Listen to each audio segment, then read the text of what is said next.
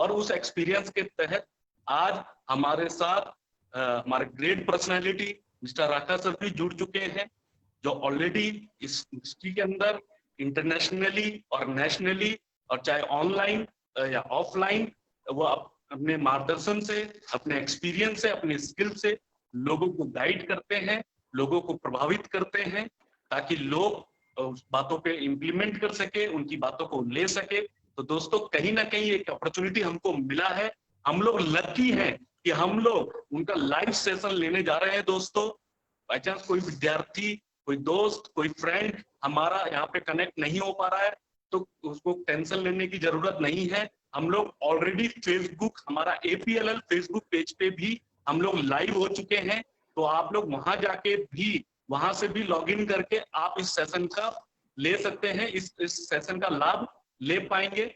कुछ नहीं करना है, www.apll.info पे जाएंगे, फेसबुक का आपको एक लोगो दिख रहा होगा, उस पर आपको क्लिक करना है, या डायरेक्टली आप अपने फेसबुक पेज से भी APLL फेसबुक पेज डालेंगे तो डायरेक्टली आप हमारे पास एंटर कर सकते हैं, आप उसको लाइक कर सकते हैं, शेयर कर सकते हैं। दोस्तों आपको उसको फॉलो भी करना है, ताकि जो समय समय पे हम लोग एक्सपर्ट्स हमारे हमको मार्गदर्शन देने आते हैं, तो हम लोग वहां से भी उनका सेशन को ले सकते हैं, उनके सेशन को सुन सकते हैं।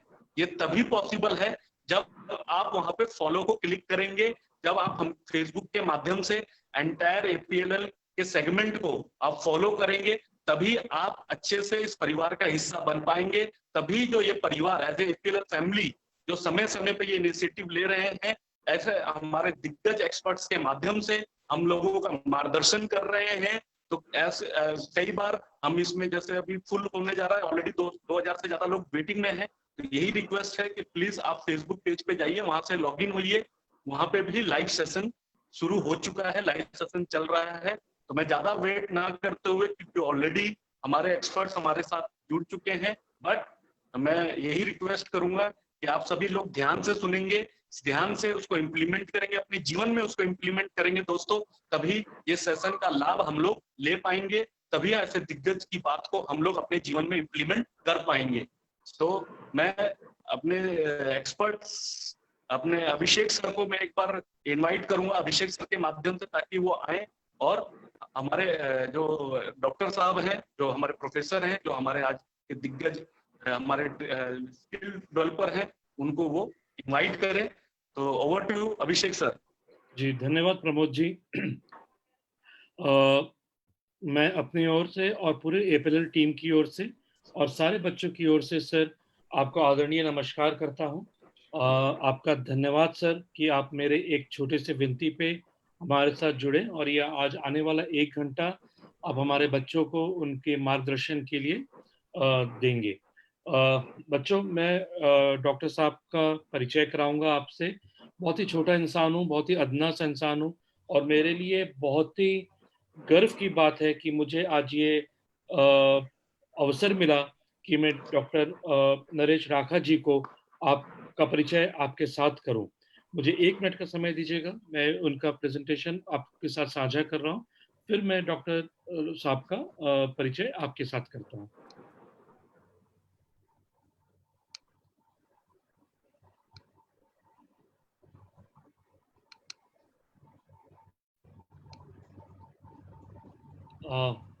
जैसे कि मैंने कहा, आदरणीय डॉक्टर साहब आपका पूरा स्वागत है।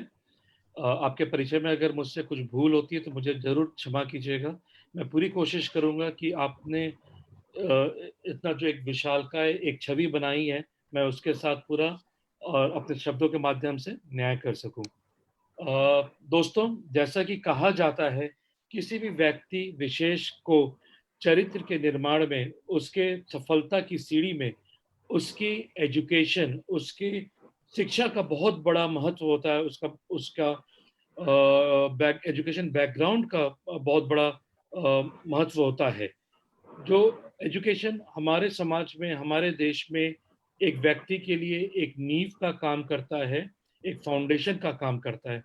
कहते हैं जो फाउंडेशन जितनी मजबूत होती है, वो बिल्डिंग उतनी ही सशक्त और मजबूत रहती है और लंबे ड्यूरेशन तक, लंबे समय तक, लंबे अवधि तक खड़ी रहती है। और डॉक्टर साहब के केस में भी ये कोई अतिशयोक्ति नहीं है।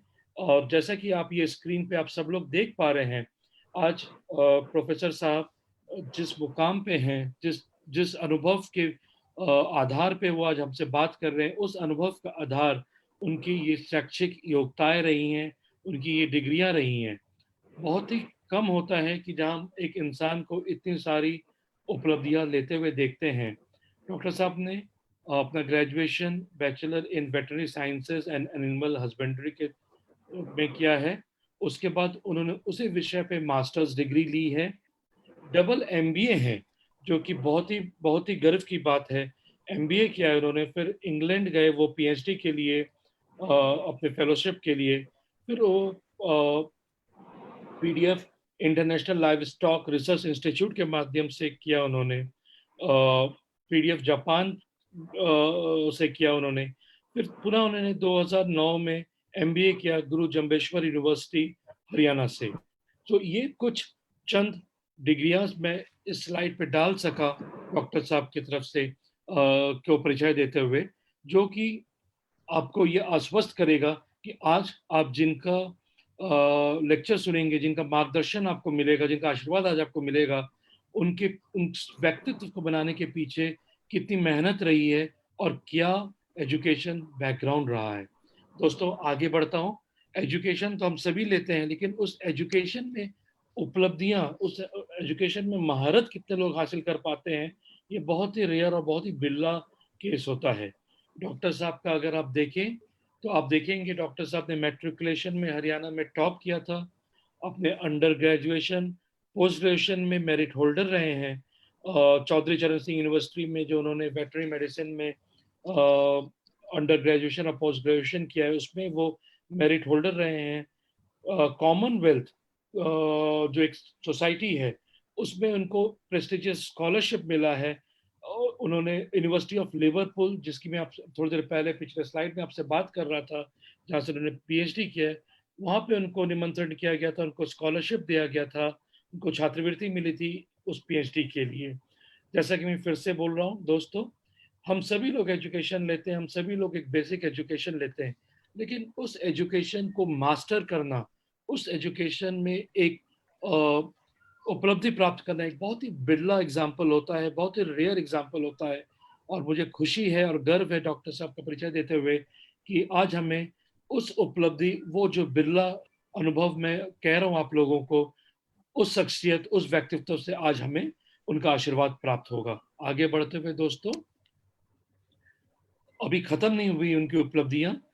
आप जैसा कि स्क्रीन पे देख सकते हैं, world bank post doctoral training award से वो सम्मानित हो चुके हैं।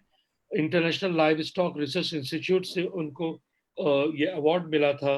पोस्ट डॉक्टरल फेलोशिप, जिसको मैं पीडीएफ कह रहा था, गवर्नमेंट ऑफ जापान से उनको for collaborative research at Hokkaido university Japan में उनको ये रिसर्च करने का अवसर प्राप्त हुआ। जापानी सरकार ने उनको ये अवसर प्राप्त किया, और ये हर किसी को ये अवसर प्राप्त नहीं होता दोस्तों। ये बहुत ही बिरला, बहुत ही रेयर, बहुत ही कम व्यक्तित्व को ये अवार्ड, ये फेलोशिप के लिए निमंत्रण मिलता है। हमारे प्रोफेसर डॉक्टर नरेश राखा साहब उनमें से एक हैं। जर्नी ऑफ फेम, जैसा कि अभी प्रमोद सर जैसे डॉक्टर साहब के लिए बता रहे थे, उनको कई सारे विदेशी और विदेशी सम्मान से सम्मानित किया गया। उनका रिजल्ट, उनका contribution science of parasite immunology में विस्तार में मेंशन है। कई नेशनल और इंटरनेशनल साइंटिफिक संस्थाओं से उनको रिसर्च के लिए, उनसे मोटिवेशनल थॉट्स के लिए उनको निमंत्रण किया गया। मुझे कहने में बहुत ही गर्व का अनुभव होता है कि डॉक्टर साहब सिर्फ हमारे देश के बच्चों के साथ नहीं, अपितु विश्व में कई सारे ऐसे देश हैं जहाँ पे वो जाके उन्होंने मोटिवेशनल लेक्चर्स, मोटिवेशनल टॉपिक्स पे, साइंटिफिक पेपर्स, साइंटिफिक रिसर्च पे बच्चों को अपने अनुभव से लाभ प्राप्त करवाया। जैसे मैं कह रहा था, across globe to deliver thematic lectures in areas of specialization and motivational lectures, देश विदेश में कई सारी जगह पे, जैसे कि आप दूसरे पॉइंट पे भी पढ़ सकते हैं, इनके कार्य, इनका काम, इनका research work India, England, Japan, Nairobi, जो मैं आपको ILRI के बारे में बता रहा था, international live stock research institute के बारे में बता रहा था, वो नैरोबी में केंद्रित था। तो इंग्लैंड से उन्होंने ऑलरेडी पीएचडी किया, पीडीएफ उन्होंने जापान से प्राप्त किया, एलआरआई से उन्होंने पीएचडी किया। ये सारी संस्थाएं कहीं ना कहीं डॉक्टर साहब के व्यक्तित्व को महान बनाने में और उनको एक जिस मुकाम पर आज वो खड़े हैं, कहीं ना कहीं इन संस्थाओं का योगदान रहा और उनको डॉक्टर साहब ने बाखूबी अपने अनुभव से वापस किया, बच्चों के साथ बात करके, नए जनरेशन के लोगों को उत्साहित करके, मोटिवेट करके, प्रोत्साहित करके, अपना जो एक्सपीरियंस उन्होंने इतने सालों में अर्जित किया, उस एक्सपीरियंस को उन्होंने आने वाले पीढ़ियों के साथ साझा किया। तो कहना चाहिए कि डॉक्टर साहब ने उपलब्धियां सिर्फ अपने तक सीमित नहीं रखी, बल्कि उन्होंने नई पीढ़ी के लोगों के साथ, मेरे जैसे लोगों के साथ, आज आप जैसे लोगों के साथ साझा किया, जिससे हम भी आगे चल के कुछ प्राप्त कर सके अपने जीवन में। दोस्तों, आगे बढ़ते हुए अवार्ड्स की अगर हम बात करें, 18 और बहुत सारे बंगाली स्टूडेंट्स हमारे साथ जुड़े हैं। 18टा अवार्ड्स डॉक्टर साहब ने अपने इस प्रोफेशनल करियर में प्राप्त किया। इसमें बहुत सारी देशी और अंतर्राष्ट्रीय संस्थाएं हैं जिन्होंने डॉक्टर साहब को उनके काम के लिए, उनके रिसर्च के लिए, उनके योगदान के लिए सम्मानित किया।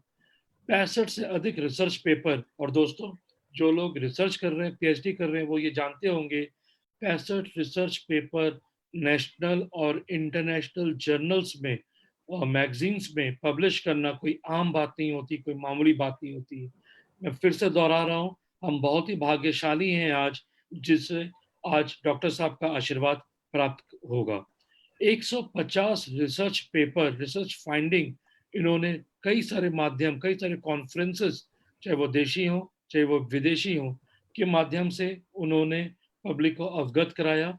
150 रिसर्च पेपर को प्रेजेंट करने के लिए दोस्तों क्या मेहनत लगती है, वो मुझे बोलने की आवश्यकता नहीं है। वो आप खुद ब खुद, क्योंकि आप में से बहुत सारे बच्चे अभी ग्रेजुएशन में हैं, कुछ लोग 12th में हैं, कुछ लोग ग्रेजुएशन कर चुके हैं, वो जानते हैं कि जब हम अपने 12th में, अपने ग्रेजुएशन में जब हम फर्स्ट क्लास डिग्री लाते हैं या फर्स्ट क्लास मार्क्स लाते हैं, उसके लिए हमें कितनी मेहनत करनी पड़ती है।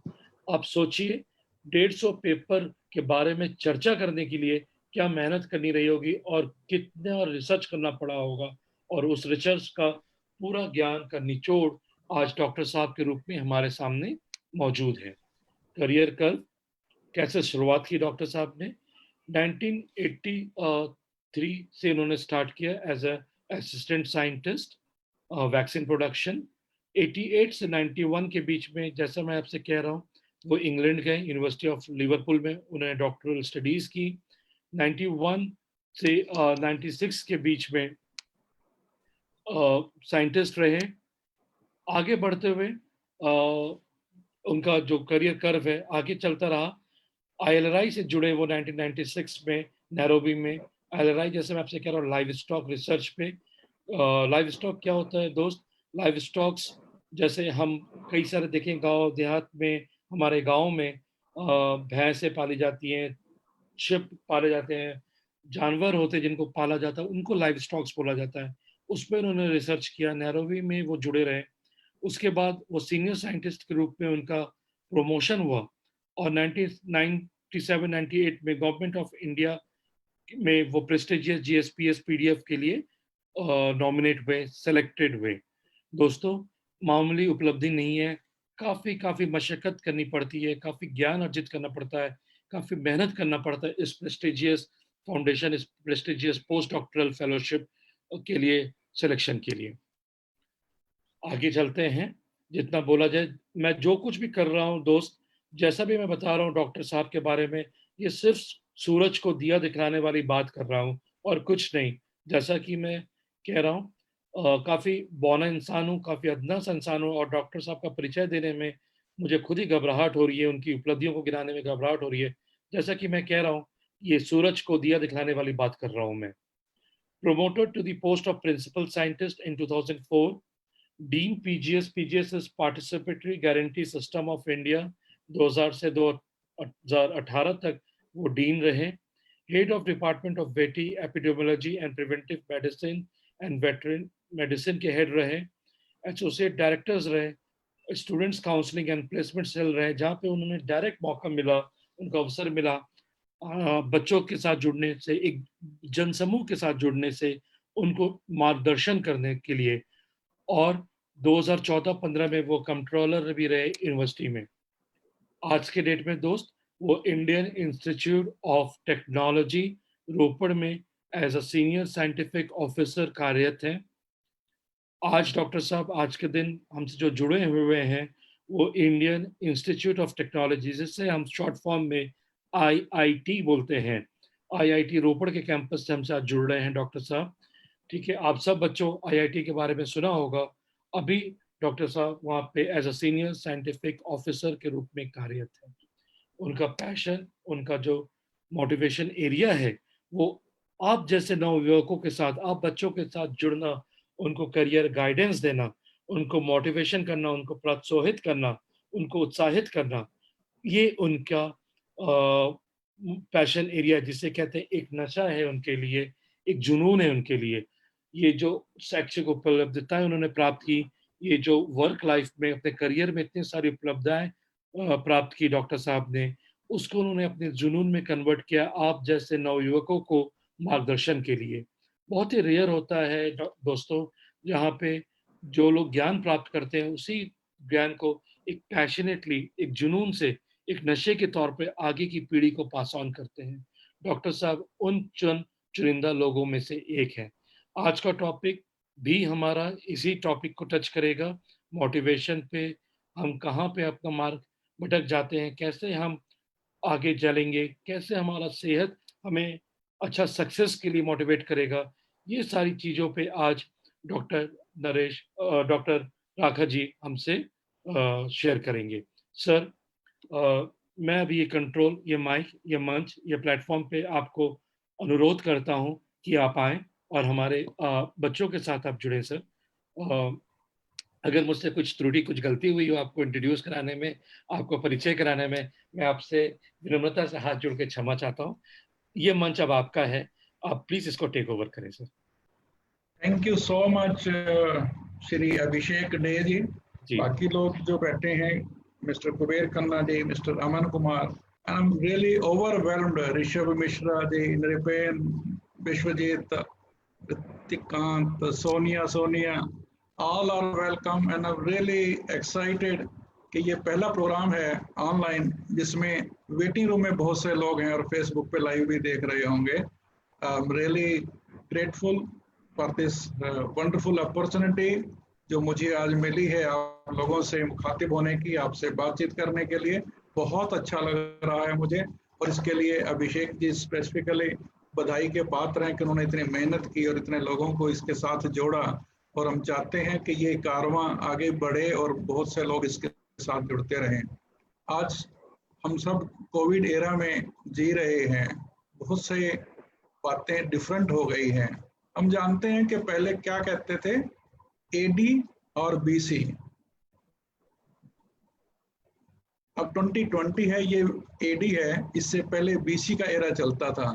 लेकिन मैं ये अब मानने लगा हूँ कि जो यंग बच्चे हैं वो देखेंगे कि प्री कोरोना और पोस्ट कोरोना एरा चलेगा। हम ऐसे प्लेटफॉर्म पे आ गए हैं, ऐसे चौराहे पर आ गए हैं कि हम अब वापस नहीं जा सकते हैं और हमें आगे जाना है, आगे बड़ी खुशी से जाना है। डिफिकल्टीज रोज आ रही हैं कि हम बाहर नहीं जा पाते हैं, लॉकडाउन है, ये नहीं कर पाते हैं, सोशल गैदरिंग करते हैं, डांस पार्टी, मैरिज एंजॉय नहीं कर सकते। लेकिन ये मान के चलिए कि अब नए नए तरीके निकलेंगे, नई नई बातें आएंगे, नए माध्यम बनेंगे और हम फिर एंजॉय करेंगे। जो लोग इंटेलिजेंट हैं वो आज भी एंजॉय कर रहे हैं, उनमें एक मैं हूँ जो इस पीरियड को एंजॉय कर रहा हूँ, क्योंकि मुझे बहुत कुछ ऑनलाइन करने को मिल रहा है। लॉकडाउन से लेके अब तक हमारी 3 इनोवेशंस जो है नेशनल लेवल पे रिकॉग्नाइज हुई हैं। हमारे आदरणीय कैबिनेट मिनिस्टर निशंक साहब हमारी 3 उपलब्धियों को अपने ट्विटर पे लगा चुके हैं। अगर आप कोई ट्विटर को फॉलो करने वाले हैं, वो मौका हमें इसलिए मिला कि हम अपने आप को कुछ गतिविधियों से वापस ले आए। जो बाहर शॉपिंग करने का आनंद लेते थे, बाहर जाने का आनंद लेते थे, पार्टीज करते थे, उससे टाइम मिल गया और हम उस पर फोकस कर पाए। मुझे लगता है कि ये ज़्यादा इंजॉयबल ज़्यादा फ्रूटफुल था। अभी जो मौका मिला है आपसे बातचीत करने का, मुझे लगता है कि काफ़ी सारे स्टूडेंट्स हैं। ये परमश्री तो लगता है 10th क्लास की स्टूडेंट होगी, सिंगर, बिहार से जुड़े हैं। ये सब इसलिए जुड़े हैं कि हम कुछ एक्सपीरियंस का फ़ायदा उठाएं। मैं तो ये मानता हूं कि आज के बच्चे, आज की जनरेशन हमसे ज़्यादा स्मार्ट है। मुझे भी कोई प्रॉब्लम आ जाती है ना इंटरनेट से रिलेटेड, गूगल में कुछ सर्च करने के लिए, तो I take help of my daughter and son. That means they are smarter than I am. I only can tell them कि I have seen such situations several times in my lifetime. मैंने अपने life time में बहुत बार कुछ ऐसी events देखी हैं जिससे लगता है कि हमें वापस चले जाना चाहिए या बैठ जाना चाहिए, रुक जाना चाहिए, लेकिन जो नहीं रुके वही उस मुकाम पे पहुंचे। मैं अपने प्रेजेंटेशन स्टार्ट करने से पहले एक छोटी सी बात आपसे शेयर करता हूं। हम सब लोग अपनी लाइफ में, चाहे जो हमारी उम्र हो, अभी 15-16 साल के बच्चे भी होंगे और 62 का मैं हूँ, शायद सीनियर मोस्ट हूँ इस ग्रुप में। बहुत बार ऐसा होता है कि हमें मानी हुई, चाही हुई, डिजायर की हुई सक्सेस नहीं मिलती है, जिसको हम फेल्योर कह देते हैं। आप जो मर्जी उसको नाम दें, लेकिन मेरे नजरों में मेरे मायने ये हैं कि success is equal to failure plus failure plus failure plus failure plus failure. मैं ये जानता हूं कि जितनी बार हम फेल होते हैं, दैट मीन्स वो हमारे लिए लेसन होते हैं कि नेक्स्ट टाइम हमें ऐसा नहीं करना है, कुछ चेंज करना है, अपना इंथुजियाज्म बढ़ाना है, अपना एफर्ट बढ़ाना है, अपनी लगन को, अपने पैशन को, अपनी जिद को आगे लेके चलना है, और डेफिनेटली हम ऊपर से ऊपर मकाम पे पहुंचते रहते हैं। मैं अपनी छोटी सी एक प्रेजेंटेशन के माध्यम से आपसे मुखातिब होना चाहूंगा।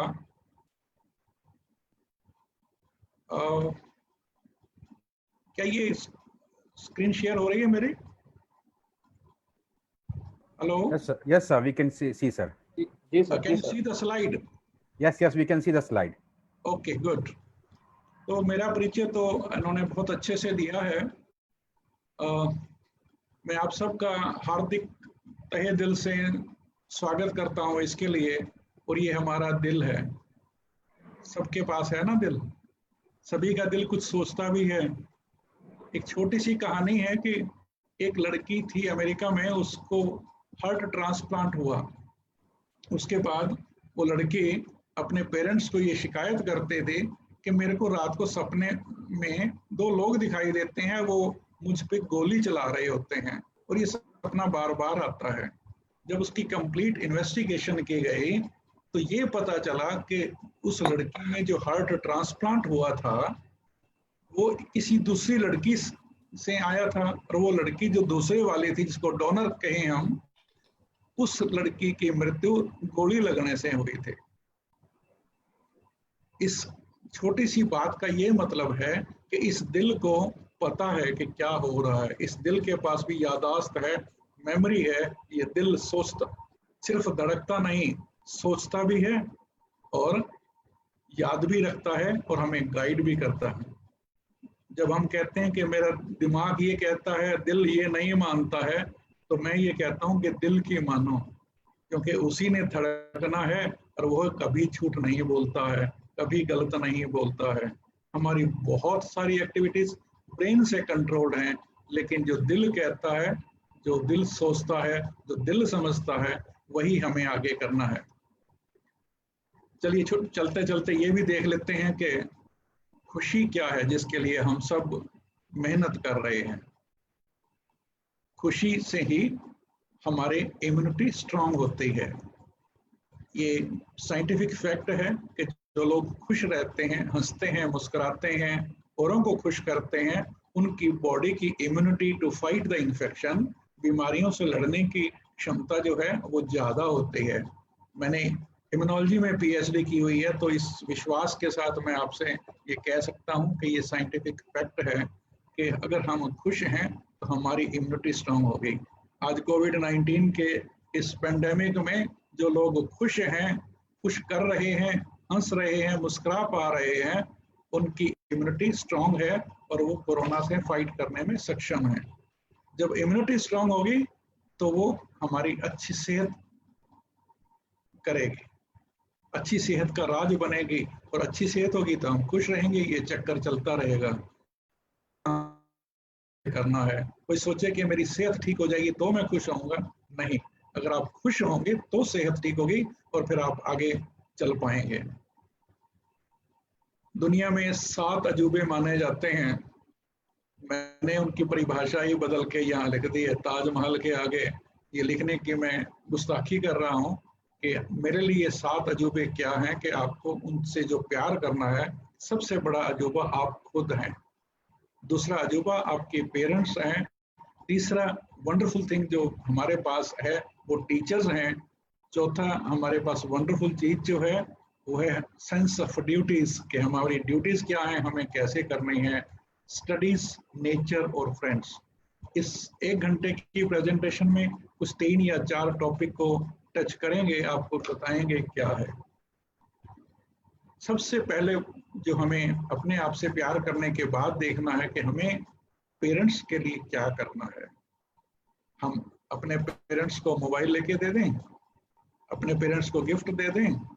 नहीं, वो चीजें मेटेरियलिस्टिक हैं। अपने पेरेंट्स का प्यार जिन्होंने आपको कंधे पे उठा के खिलाया, जो आपकी हर इच्छा पे अपना तन मन धन सब कुर्बान करने के तैयार रहते थे, उनको प्यार से ही रिपे करना है। लेकिन वो क्या रहा है, बहुत बार हम समाज में देखते हैं कि मिसमैच है। मिसमैच कहाँ है, क्यों है? पेरेंट्स कुछ चाहते हैं, हम कुछ चाहते हैं, पेरेंट्स उसके लिए मना करते हैं, हम अपनी मनमर्जी करने लगते हैं, तो ये मिसमैच हो जाता है। खास करके जो बच्चे 10th +2 के लेवल के पास हैं, उनसे बात करता हूं तो उनका एक कहना होता है, पेरेंट्स चाहते हैं IAS बन जा, मैं तो पेंटर बनना चाहता हूं। ये मिसमैच क्यों है, इस चीज को समझना होगा। बच्चा भी कंफ्यूज हो रहा है, उसकी प्रोग्रेस भी रुकती है, वो अपनी डायरेक्शन को डिसाइड नहीं कर पाता है। तो इसलिए हमें ये जानना जरूरी है कि मिसमैच है क्यों। मिसमैच इसलिए है कि वो जब अपने बचपन जवानी से निकल के आए थे, उनके एक्सपीरियंस अलग थे, उनकी स्किल्स अलग थी, उनके पास डिफरेंट टाइप की इंफॉर्मेशन थी, डिफरेंट टाइप के लोग उनके आसपास थे, तो उनकी प्रायोरिटीज, उनके ऑब्जेक्टिव्स, उनके मिशन, उनके टारगेट हमसे डिफरेंट थे, इसलिए वो कर रहे हैं। हमें इन दोनों चीजों के बीच का बैलेंस बनाना है। हमें ये नहीं कहना पेरेंट्स को कि आपको मालूम नहीं है, आप तो ओल्ड डेटेड हो गए हो, आपको क्या पता आज के ज़माने में क्या हो रहा है। नहीं, ऐसा नहीं बोलना। उनकी अपने इच्छाएं हैं, उनके अपने एक्सपीरियंस है जिसके बेस पे वो चाहते हैं। हाँ, आपके टारगेट उससे भी ऊंचे हो सकते हैं तो उनको और भी ज़्यादा खुशी होगी।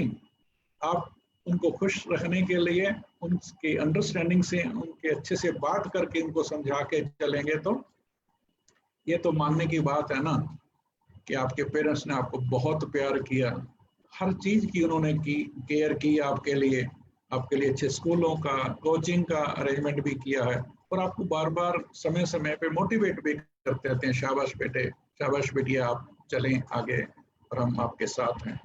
तो उसके बदले में वो चाहते क्या है हमसे? वो यही तो चाह रहे थे कि हम किसी अच्छे से इंस्टीट्यूट में चले जाएं। जैसे कि मान लो कोई इंजीनियरिंग फील्ड में जाना चाहता है तो IIT, NIT, IIIT उस तरह के टारगेट लेके पेरेंट्स सोचते हैं कि हमारे बच्चे अच्छी सी कोचिंग कर लें, अच्छे से पढ़ाई कर लें और लेवल पे पहुंच जाएं। वो यही तो चाहते हैं कि आपको बेस्ट प्रोफेशनल एजुकेशन मिल जाए, वो यही तो चाहते हैं कि आप खुश हों, सक्सेसफुल हों। और वही छोटे छोटे सक्सेस की, छोटी छोटी हैप्पीनेस के तरीके हम आज यहाँ बात करने के लिए इकट्ठे हुए हैं। इतना टाइम हम सब लोग इन्वेस्ट कर रहे हैं। जो नेक्स्ट वंडरफुल चीज है इस अर्थ पे, वो है टीचर। आप ये मान के चलें कि कोई भी टीचर बुरा टीचर नहीं होता, एक्सेप्शंस होंगी, लेकिन हम हर बार एक्सेप्शन से ही डील करेंगे ऐसा तो जरूरी नहीं है। नॉर्मली, यूजुअली हम मान के चलें कि टीचर बैड नहीं होता है, बस हमें टीचर के साथ अच्छे रिलेशनशिप बनाने के लिए, उनसे मैक्सिमम सीखने के लिए, उनकी ब्लेसिंग्स लेने के लिए हमें भी कुछ करना है। हम बहुत बार करते तो हैं लेकिन उसको प्रॉपर तरीके से नहीं कर पाते हैं। करना क्या है, उनको अप्रिशिएट करना है। और अप्रिशिएट करना पब्लिक में करना चाहिए। हम मन में सोचें कि फलां टीचर बड़े अच्छे हैं, बड़े अच्छे हैं, बड़े अच्छे हैं, उस टीचर को तो नहीं मालूम ना कि हम उसके लिए ग्रेटफुल हैं, थैंकफुल हैं। अगर हम उस टीचर को फोन करके या किसी भी तरह से अपने मन की एप्रिसिएशन एक्सप्रेस करते हैं, अप्रिशिएट करते हैं, तो वो रियली टीचर जो है और अच्छा बनने की कोशिश करेगा और ज़्यादा नॉलेज आपके साथ डिस्कस करने की कोशिश करेगा। बस ध्यान इतना रखना है कि फ्लैटरी नहीं करनी है, चमची नहीं मारनी है, जिसको हिंदी में बोलेंगे। तो आप अपने टीचर के जो भी एक्शन कर रहे हैं, कुछ भी काम कर रहे हैं, उनका जो भी बिहेवियर है, जो आपको अच्छा लगता है, उसको अप्रिशिएट जरूर कर दें। और ये कभी ना भूलें कि आपने थैंक यू हर तरह से करना है, बोल के भी करना है, लिख के भी करना है, ग्रीटिंग कार्ड दे के भी कर सकते हैं, जो आपको तरीका अच्छा लगे वो करें। इन दोनों बातों की आप क्लियर कर लेंगे तो उसके बाद हम चलते हैं आज जमाने की रिक्वायरमेंट क्या है। आज सुबह की अगर आपने ये इंडियन एक्सप्रेस पढ़ी हो मॉर्निंग ब्रीफिंग का, उसमें लिखा हुआ है कि अब वो क्या रहा है कि हम क्लासेस में नहीं जा रहे हैं और पब्लिक में जो पढ़ना चाह रहे हैं, पढ़ाना चाह रहे हैं, now they are struggling with the online replacement. यहाँ Indian Institute of Technology Ropar में पिछला सेमेस्टर हाफ और नेक्स्ट सेमेस्टर जो शुरू होने वाला है वो पूरा सेमेस्टर ऑनलाइन होने वाला है। वर्चुअल क्लासेस होंगी, टीचर्स अपने घर पे ही बैठे लेक्चर्स बनाएंगे, लेक्चर डिलीवर करेंगे। फॉर एग्जांपल जैसे मैं कर रहा हूँ, मान लीजिए ये भी एक लेक्चर है, तो we are in a virtual classroom. इस क्लासरूम में कुछ बेनिफिट्स हैं, कुछ एडवांटेजेस हैं, कुछ अच्छी बातें भी हैं। ये मत सोचिए कि वो ज़माना, वो क्लासेस, वो तरीका अच्छा था कि हम क्लास में जाते थे, दोस्तों के साथ बैठते थे, हंसते खेलते थे, झगड़ते प्यार करते थे। अब भी वो सारी बातें होंगी, लेकिन अब रूप बदल रहा है। ये टेक्नोलॉजिकल एडवांसमेंट है कि हम वर्चुअल क्लासरूम में एंटर कर रहे हैं। फॉर एग्जांपल जब हम फिजिकल क्लास पढ़ाते थे तो एक क्लास में रिकमेंडेड था कि 40 या 45 स्टूडेंट्स हो, मैक्सिमम 80 स्टूडेंट्स भी क्लास में बैठे होते थे। तो हम बहुत ऊंचा ऊंचा जैसे शाउट करके पढ़ाने की कोशिश करते थे ताकि सभी को सुनाई दे। आज मिस्टर अभिषेक डे और APLL की वजह से मैं 500 स्टूडेंट्स को एड्रेस कर पा रहा हूँ। ये टेक्नोलॉजिकल एडवांसमेंट है। डिफिकल्टीज अभी आ रही हैं कि हम लॉग इन नहीं कर पाते हैं या जूम की कोई लिमिटेशन है कि 500 से ज़्यादा नहीं है। पर बिलीव में लास्ट 6 मंथ में ये जो वर्चुअल क्लासरूम टेक्नोलॉजीज की एडवांसमेंट हुई है, ये पिछले 6 साल में नहीं हुई थी, क्योंकि अब नीड है, रिक्वायरमेंट है, and there are n number of different softwares.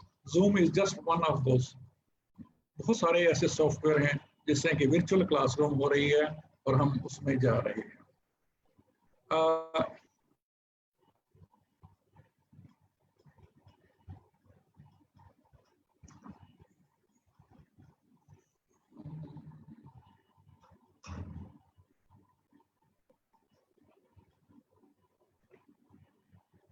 मैं कुछ डिमोन्स्ट्रेट करना चाहता हूं। मेरा वीडियो सभी को दिखाई दे रहा है? Yes, sir. Abhishek, can you see me? जी Yes, sir. We can able to see you. Okay.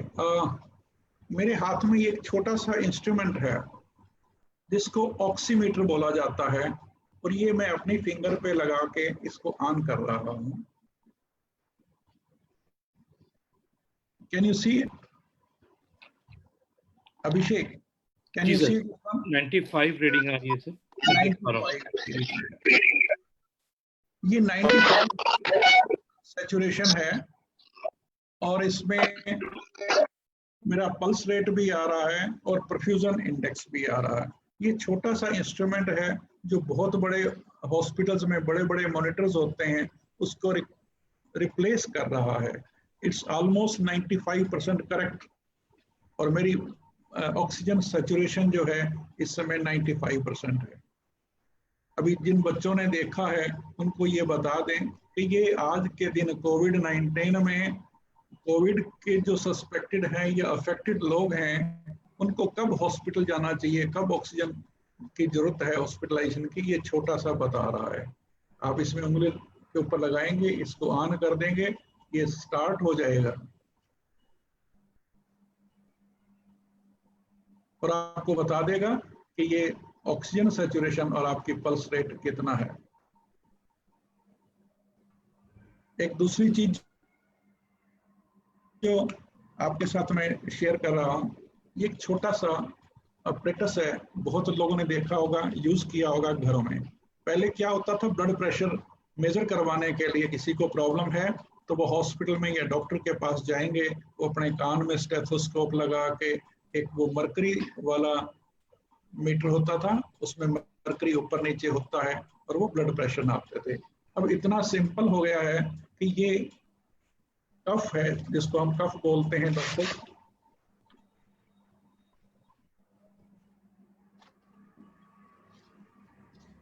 इसको अपने यहाँ पे ऐसे लगाना है, ऐसे ही इसको टाइट कर देना है थोड़ा सा।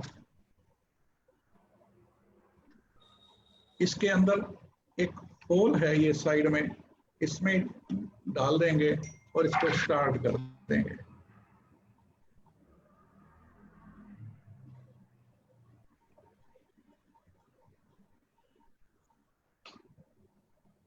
ये दिखाने का ये पर्पज नहीं है कि मैं आपको अपना ब्लड प्रेशर बताऊं, मैं ये कह रहा हूं कि मैं ऑनलाइन भी इस चीज को डिमॉन्स्ट्रेट करके 500 बच्चों को ऑक्सीमीटर का और ब्लड प्रेशर नापने का तरीका समझा सकता हूं, दिखा सकता हूं।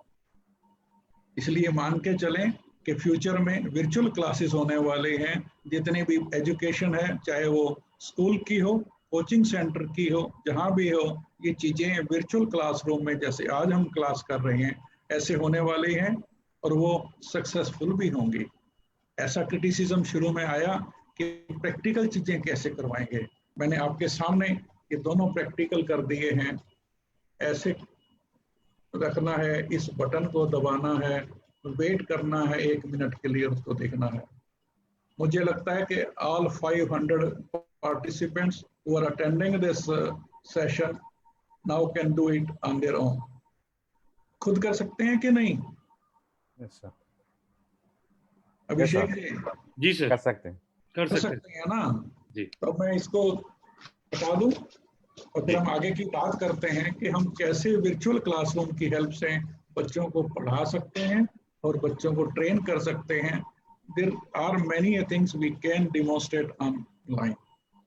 अब स्टडीज की बात करते हैं। ये फोटो तो पुराने क्लासिकल हमारे जो क्लासरूम्स हैं कोचिंग सेंटर्स में हैं, चाहे स्कूल कॉलेजेस यूनिवर्सिटीज में हैं, now they are being replaced by the virtual classrooms. और वर्चुअल क्लासरूम आप देख ही रहे हैं। अभी वर्चुअल क्लासरूम्स में जाने के लिए क्या हमें करना है, उसके बारे में थोड़ी सी बात करेंगे कि जब भी आपको ऐसा नोटिस मिलता है अपने कोचिंग सेंटर से या स्कूल कॉलेज से कि ये लिंक है, इस पे रजिस्टर करना है, तो उसको रजिस्टर जो है वो टाइम पे करें।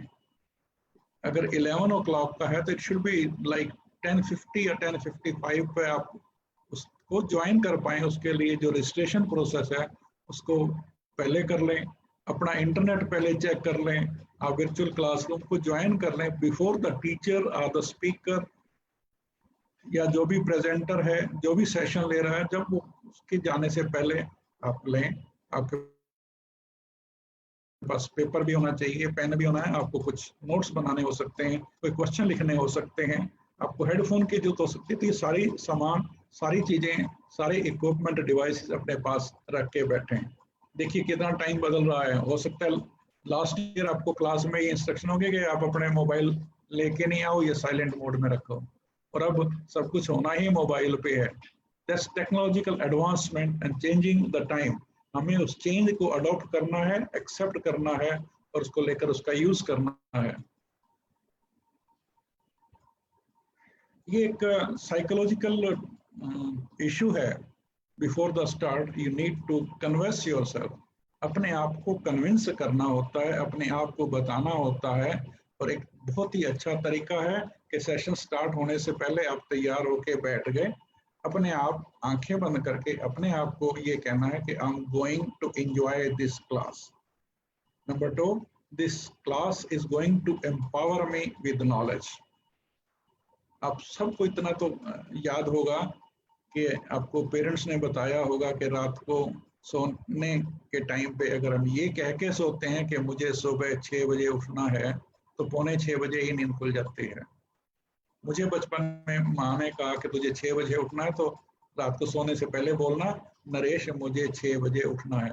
मैं ये 2 या 3 बार कह के सो गया तो 6 बजे नींद खुल जाती थी, नॉर्मली चाहे मैं जिस भी मर्जी टाइम पे उठता हूँ। This is power of convincing ourselves, our silent brain and implements and obeys. हमारा साइलेंट ब्रेन जो है इस बातों को सुनता है, याद रखता है और इम्प्लीमेंट भी कर देता है, अपने आप नींद खुल जाती है। इसीलिए उसी पैटर्न को फॉलो करते हुए करना क्या है कि सेशन स्टार्ट होने से पहले या चाहे क्लास में जाओगे तो क्लास स्टार्ट होने से पहले अपने आप को बोलना है। आपका नाम मान लीजिए अभिषेक ही है, तो अभिषेक क्या बोलेगा? Abhishek, I am going to enjoy this class. Abhishek, this class is going to empower me with my knowledge. और फिर उसके बाद आप क्लास में जब बैठेंगे तो आपका ध्यान इधर उधर नहीं जाएगा। जब आप क्लास में हैं, try to understand the important information, maintain the attention. Attention इधर उधर जाए, मोबाइल का कोई और यूज करने लग जाए, कुछ और करने लग जाए, बड़ी फ्रीडम रहती है। आप सब 500 लोग अपने घरों में बैठे हैं, घर में आपके रूम में जहां आप बैठे हैं उसके आसपास बहुत कुछ हो भी रहा होगा।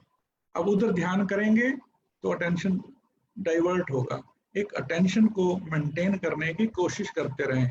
पहली बार में सक्सेस शायद नहीं मिलेगी, लेकिन definitely once you start trying again, you will reach to a stage when attention is completely focused on the lecture, on the session को सुनते हुए write down your questions in the comment। अभी आज allowed नहीं है, लेकिन जब दूसरी क्लासेस होंगी तो आप अपने कमेंट्स को पेपर पे नोट कर लें। कमेंट सेक्शन अगर स्पॉन्सर्स उसको अलाउ करेंगे तो उसमें लिख दीजिए। और ये मत सोचिए कि प्रेजेंटर जो है वो कौन है, क्या है, उसको जज नहीं करना है। Presenter is presenter is teacher and it has to be respected like a teacher. Show off करने की भी जरूरत नहीं होती। कई बार देखा है ऑनलाइन लेक्चर जब होते हैं तो प्रेजेंटर को चैलेंज भी किया जाता है कि नहीं ये गलत है, आप ऐसा क्यों कह रहे हैं, ऐसा नहीं होता। Don't try to do that. If you don't agree to some points of the presenter or the teacher, या जो आपके कोच हैं या कोचिंग सेंटर वाले कुछ लेक्चर दे रहे हैं, तो आप उसको चैलेंज नहीं करिए, आप अपना ओपिनियन बता दीजिए। आज के दिन तो बहुत इजी है इंफॉर्मेशन को वेरीफाई करना। गूगल भाई तो हर एक के पास है ना, कोई भी इंफॉर्मेशन आप गूगल में डाल के इंक्वायरी कर लीजिए, वो आपको वाया कोरा बता देगा, वाया विकिपीडिया बता देगा, बहुत सारे प्लेटफॉर्म्स हैं, इंफॉर्मेशन लेके आपको बता देंगे। हमारे टाइम में तो एक वर्ड की स्पेलिंग देखने के लिए डिक्शनरी उठा के लानी पड़ती थी, अब तो एक वर्ड लिखें उसके जितने भी सिनोनिम्स हैं वो मिल जाते हैं। तो ये बेनिफिट्स हैं जिसका यूज करना है, लेकिन वो बेनिफिट्स को यूज करके, उन फैसिलिटीज को यूज करके प्रेजेंटर को, टीचर को चैलेंज करना वो स्टूडेंट्स को नहीं चाहिए। अगर सेशन आपने अटेंड कर लिया है तो सेशन के खत्म होते ही, ऑनलाइन वर्चुअल क्लासरूम में लेक्चर के खत्म होते ही उठ के दूसरे काम के लिए मत भागिए। गिव सम टाइम, क्योंकि इमीडिएटली सेशन खत्म होते ही leave the meeting and start doing something different. उससे क्या होगा? It is very likely that you will forget the latest learning. वो दिमाग भूल सकता है। चाहिए क्या करना हमें? Let your device and brain memory save the learning in retrievable mode. एक बार वहीं बैठे रहिए, चंद मिनटों की बात है, वहीं उसी सेशन की अगर रिकॉर्डिंग है उसको भी देख लीजिए, या अपने मन में विचार कर लीजिए कि हमें क्या क्या नई बातें पता चले हैं, पेपर पे नोट कर सकते हैं, या जैसे भी आपको करें अपने ब्रेन में सेव करें। ब्रेन जो है हमारी जो कंप्यूटर की हार्ड डिस्क है उस जैसा नहीं है। कंप्यूटर हार्ड डिस्क में आपने कंट्रोल दबा के एस दबा दिया, सेव का इंस्ट्रक्शन दे दी, immediately within a fraction of second save हो जाएगा। लेकिन human brain is more complex, more powerful and needs more time to save. तो वहां बैठ के उसको विचार करना है, रिवाइज करना है कि हमने क्या सीखा है या क्या इंफॉर्मेशन थी। एक बार आप दोबारा से विचार कर लेंगे तो वो फिर आपकी परमानेंट मेमोरी में चला जाएगा and you can retrieve it any time. Retrieve means उस इंफॉर्मेशन को जब जरूरत पड़ेगी तो आपका ब्रेन, आपकी मेमोरी उसको बता देगी कि हाँ ये मैंने लर्न किया था। फिर टाइम मिले तो जो भी इस तरह के लेक्चर लाइव चल रहे हैं, रिकॉर्डेड होंगे, उसको दोबारा भी देख सकते हैं। That will help in better learning, वो लर्निंग को इम्प्रूव करता है। फिर कोई भी इंफॉर्मेशन आपने किसी भी सेशन में देखी है, सुनी है, पढ़ा है उसको, तो उसको आप अपने फ्रेंड्स के साथ डिस्कस जरूर करें।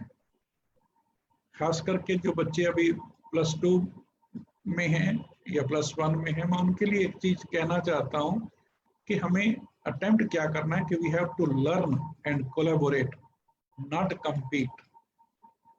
हम किसी से अपनी इंफॉर्मेशन शेयर ना करें क्योंकि वो हमारा कंपटीटर है, वो एग्जाम में अच्छे नंबर ले जाएगा, ये गलत फिलॉसफी है। हमें लर्न करना है और लर्निंग बेस्ट तभी होगी जब हम डिस्कस करेंगे। और डिस्कस किससे करेंगे? जो सेम क्लास में हैं, क्लास फेलोज हैं, सेम एज ग्रुप के या बड़े सीनियर हैं, उनके साथ हम डिस्कस करेंगे। इंफॉर्मेशन, मेडिकल की इंफॉर्मेशन है, प्री इंजीनियरिंग की इंफॉर्मेशन है, कोई कॉमर्स में जाना चाहता है, कोई आर्ट्स सब्जेक्ट स्टडी कर रहा है या आगे करने की इच्छुक हैं, तो वो सारी इंफॉर्मेशन जो लेटेस्ट आपने एक्वायर की है थ्रू रीडिंग द बुक्स और through visiting, surfing the internet और learning in the coaching classes और वर्चुअल क्लासेस, जहाँ कहीं से जिस भी सोर्स से आपने लर्न किया है वो अपने फ्रेंड्स के साथ डिस्कस करें। बिलीव मी, ये बहुत झूठा कंपटीशन है जो अभी इम्पोर्टेंट लगता है, लेकिन उस कंपिटिटिव जेलसी में हम खुद को डेवलप नहीं कर पाते, खुद की इंफॉर्मेशन कंप्लीट नहीं हो पाती है और खुद भी हम बहुत बार सक्सीड नहीं कर पाते हैं क्योंकि हमने डिस्कस नहीं किया है। मैं तो ये कहूँगा, help other friends to learn. अगर आप दूसरों को लर्न करने में हेल्प करेंगे तो डेफिनेटली आपकी लर्निंग तो बेटर हो ही रही है ना।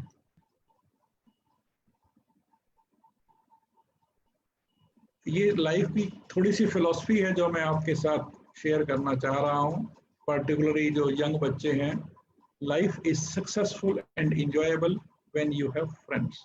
जब आपके मित्र होते हैं, दोस्त होते हैं, वही आपके लिए इंजॉयमेंट और सोशलाइजिंग का मीडियम बनते हैं, तभी लाइफ को एंजॉय किया जा सकता है। Sharing information, time and pleasure with friends gives you happiness. अगर उनके साथ आप टाइम शेयर करते हैं, इंफॉर्मेशन शेयर करते हैं, तो ये आपको खुशी भी देगी, एक एंजॉयमेंट भी होगी, लर्निंग भी होगी। You should not see competitors in class fellows. आपको उन क्लास फेलो में एक कंपटीटर नहीं ढूंढना है कि ये तो मेरा कंपटीटर है, मैं इसको क्यों बताऊं, ये मेरे से ज्यादा नंबर लेके अच्छे कॉलेज में एडमिशन ले जाएगा, मैं इससे डिस्कस नहीं करूं। ऐसा नहीं होता है, ये बहुत शॉर्ट साइटेडनेस है, कुछ ही लोगों द्वारा फैलाई हुई भ्रांति है कि हमें अपने क्लास फेलोज को कंपटीटर समझना है। Believe me, this is not going to help anyone. अब आप अपने फ्रेंड्स के साथ मिल रहे हैं, डिस्कस कर रहे हैं, तो क्या डिस्कस करेंगे? आप चाहे फिजिकली उनसे मिल रहे हैं आमने सामने, फेस टू फेस, या वर्चुअल सिचुएशन है, आप टेलीफोन से, वीडियो कॉन्फ्रेंसिंग से, सोशल मीडिया से, फेसबुक से, जिस भी तरह से उनसे मिल रहे हैं, तो क्या डिस्कस करेंगे? क्या बातें होनी चाहिए? मेरे विचार में बातें होनी चाहिए आइडियाज की, इनोवेशंस की और हॉबीज की। कोई भी आइडिया, नया आइडिया आपको आया है तो उसके बारे में आप डिस्कस करें। आइडियाज चोरी नहीं होते हैं, आइडियाज मल्टीप्लाई होते हैं। अगर आपका आइडिया अच्छा है और आपके फ्रेंड्स को अच्छा लगा तो वो उस पर एडअप भी करेंगे, सपोर्ट भी करेंगे, सप्लीमेंट भी करेंगे। तो इनोवेशंस की बातें हो सकती हैं। अब सोचें कि नया क्या हो सकता है। फॉर एग्जाम्पल, हम आपको छोटी सी बात बताते हैं। जैसे ही लॉकडाउन शुरू हुआ, कोरोना की बीमारी का इतना डर आ गया, ये बताया गया कि कोरोना वायरस जो है, कोविड-19 वायरस जो है, ये फ्रूट्स, वेजिटेबल्स, किराना का सामान, इन चीज़ों के साथ हमारे घर में आ सकता है। तो सभी डरे हुए थे, क्या करें। सबको पता था कि WHO ने कहा कि हाथ धोने हैं साबुन से, तो उन्होंने ये सारी चीज़ें धोनी शुरू कर दी।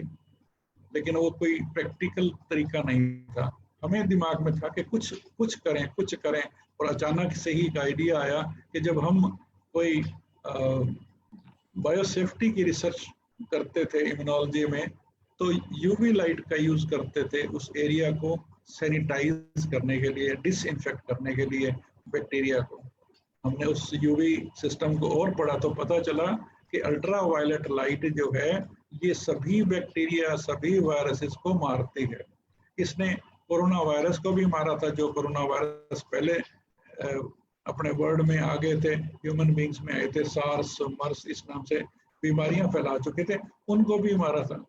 तो बस कोई खुशी का ठिकाना नहीं रहा। एक छोटा सा आइडिया वहां हो रहा है तो हमारे घर में भी हो सकता है। मैंने अपने घर का एक ट्रंक उठाया, उसमें यूवी लाइट फिट करी, उसके अंदर जो भी बाहर से सामान लेके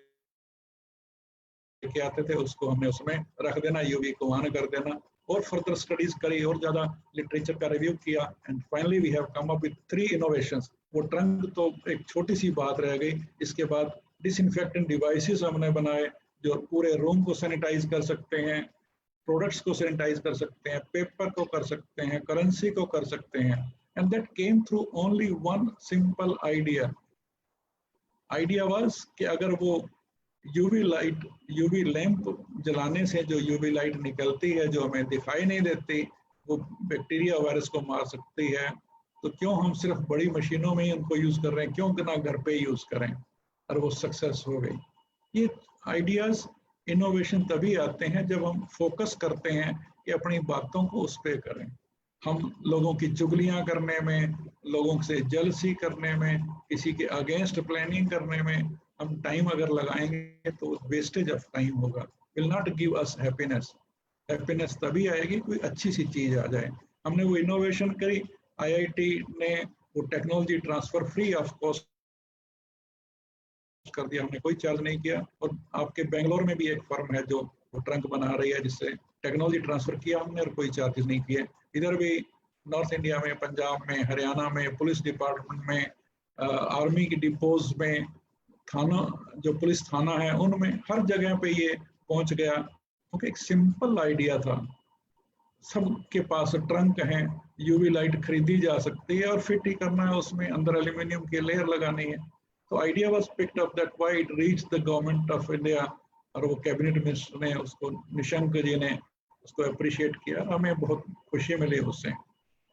मैं कहना ये चाह रहा हूँ कि जब भी हम दोस्तों के साथ, क्लास फेलोज के साथ, जिससे भी बात करें, तो बात का मेजर फोकस आइडियाज होना चाहिए, इनोवेशन होने चाहिए, या हॉबीज होनी चाहिए, अपनी पर्सनैलिटी को कैसे इम्प्रूव करें वो होना चाहिए। क्योंकि ये तो बहुत अच्छी और बहुत पॉपुलर से एक सेइंग है कि great minds discuss ideas only.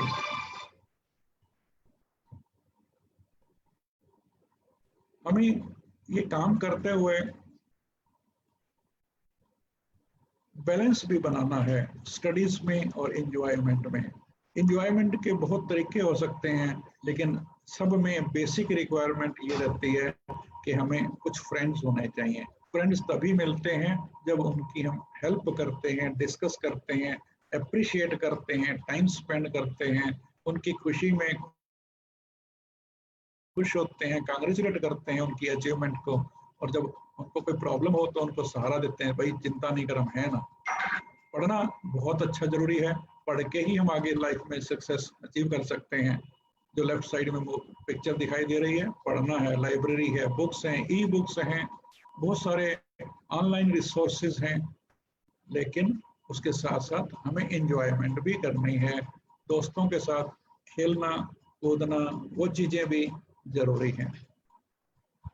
हमें ट्रेनिंग किस चीज की चाहिए, खास करके स्टूडेंट्स को, कि हमें जो ये कंपटीशन का स्ट्रेस है उसको हैंडल करना आना चाहिए। अगर हम किसी कंपटीशन को टारगेट करके किसी मुकाम पे पहुंचना चाहते हैं, तो वो मुकाम पे पहुंचने की लिमिट है कि इतने ही लोग वहां पहुंच सकते हैं। अगर 10 लाख बच्चे आईआईटी जेई का एग्जाम देते हैं तो वो सारे तो नहीं जा सकते ना, कुछ हजार लोग जाते हैं। इसका मतलब ये नहीं है कि बाकी लोग फेल हो रहे हैं, इसका मतलब ये है कि बाकियों को सेकंड अपॉर्चुनिटी, सेकंड प्रेफरेंस जो है उसकी तरफ ध्यान करना है। हमें स्ट्रेस नहीं लेना है, हमें फोकस करना है, प्रिपेयर करना है, लेकिन किसी भी कंपटीशन का, किसी भी एग्जाम का नहीं करना है। हमें और भी लाइफ में बहुत स्ट्रेस आ जाते हैं, हमें ये ट्रेनिंग लेनी है कि कैसे उस स्ट्रेस को करें। और ये कंपटीशन तो ऐसा है कि I hate this competition, and those who have been successful in life they hate a competition. कहने की बात है कि ये कंपटीशन से हम जीत जाएंगे। वो हमारा अब तक का एजुकेशन सिस्टम भी यही था कि क्लास में फर्स्ट कौन है, पढ़ने में फर्स्ट कौन है, दौड़ने में फर्स्ट कौन आया, कबड्डी में कौन फर्स्ट आया, क्रिकेट में कौन बना ले गया। लेकिन अगर आप देखें उस शोहरत को पाने के लिए क्रिकेटर को कितनी इंजरीज होते हैं।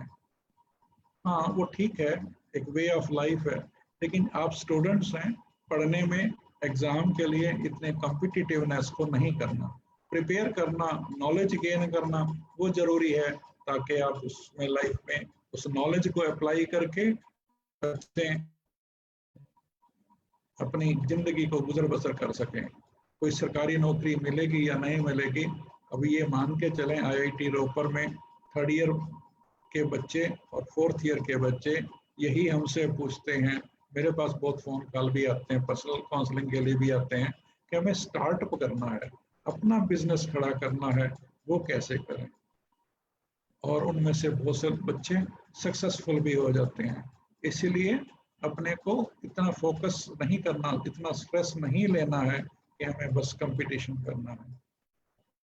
कंपटीशन एंट्रेंस टेस्ट का है, फिर हमें एक अर्ज होती है कि हम एक अच्छी जगह एडमिशन ले लें, फिर होता है कि आप BTech में या MBBS में एडमिशन ले लें तो क्लास में टॉप कर जाएं, फिर हमें बेस्ट पैकेज की नौकरी मिले। इतना ज़्यादा प्लान करने की जरूरत नहीं होती।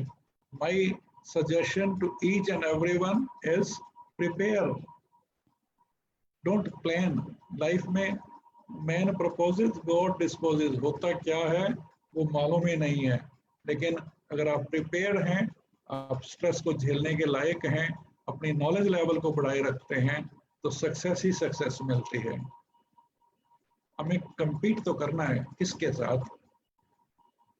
मैं नरेश हूँ, जो नरेश यस्टरडे था और आज है, इसमें कंपटीशन होना चाहिए, या कल टुमारो नरेश कैसा होना चाहिए उसमें कंपटीशन होना चाहिए।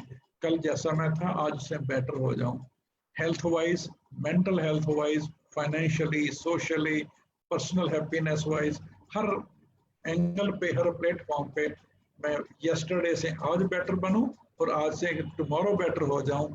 ये तो एक कंपटीशन है। Naresh on 17th July, Naresh on 18th July, Naresh on 19th July, इन 3 नरेश में कंपटीशन होना चाहिए। Every day we should improve, we should be better, we should develop our personality. हमें अपने आप से कंपटीशन करना है। उसके लिए करना क्या होगा कि हमें प्रोक्रास्टिनेशन को मिनिमाइज करना होगा। प्रोक्रास्टिनेशन होता है the desire to postpone the things, कि हमारी कई बार इच्छा होती है चलो ये काम तो बाद में करेंगे, अभी तो लास्ट डेट आई नहीं है, अभी तो डेडलाइन नहीं आई है, कर लेंगे तैयारी, अभी तो बहुत टाइम पड़ा है। प्रोक्रास्टिनेशन है, यही सबसे बड़ा दुश्मन है अपना। आप अभी से काम शुरू कर देंगे तो ज्यादा, अभी से के स्टडीज हैं वो करनी शुरू कर देंगे तो राइट सक्सेसफुल होंगे। और नंबर 3 पे जो लिखा है सेल्फ कन्वेंसिंग टेक्निक, ये बहुत अच्छे से काम करती है।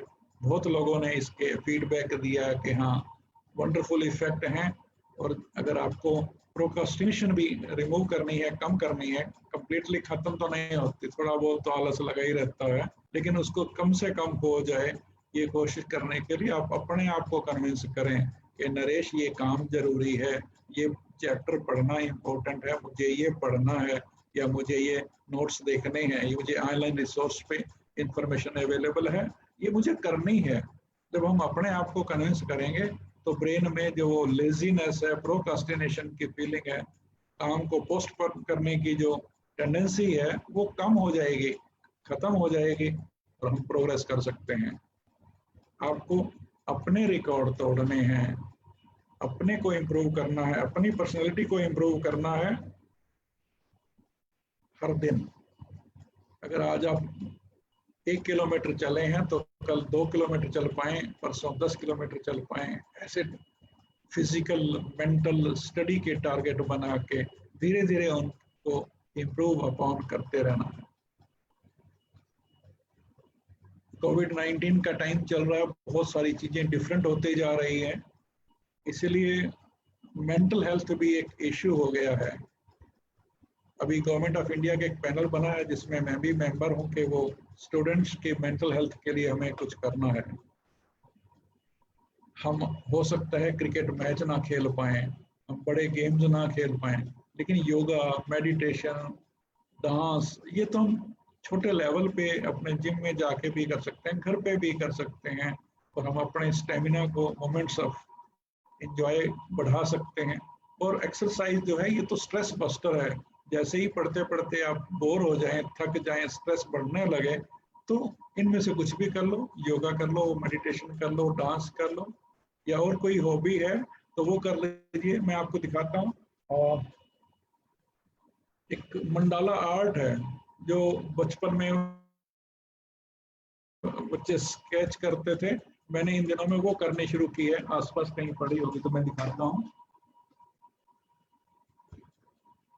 Can you see this one? सुबह 7-8 बजे काम शुरू करते हैं, रात के 10 बजे तक करते हैं, और जैसे ही थक जाते हैं, लैपटॉप पे आंखें थक जाते हैं, तो ये करता हूँ। सुंदर लग रही है ना अभिषेक जी?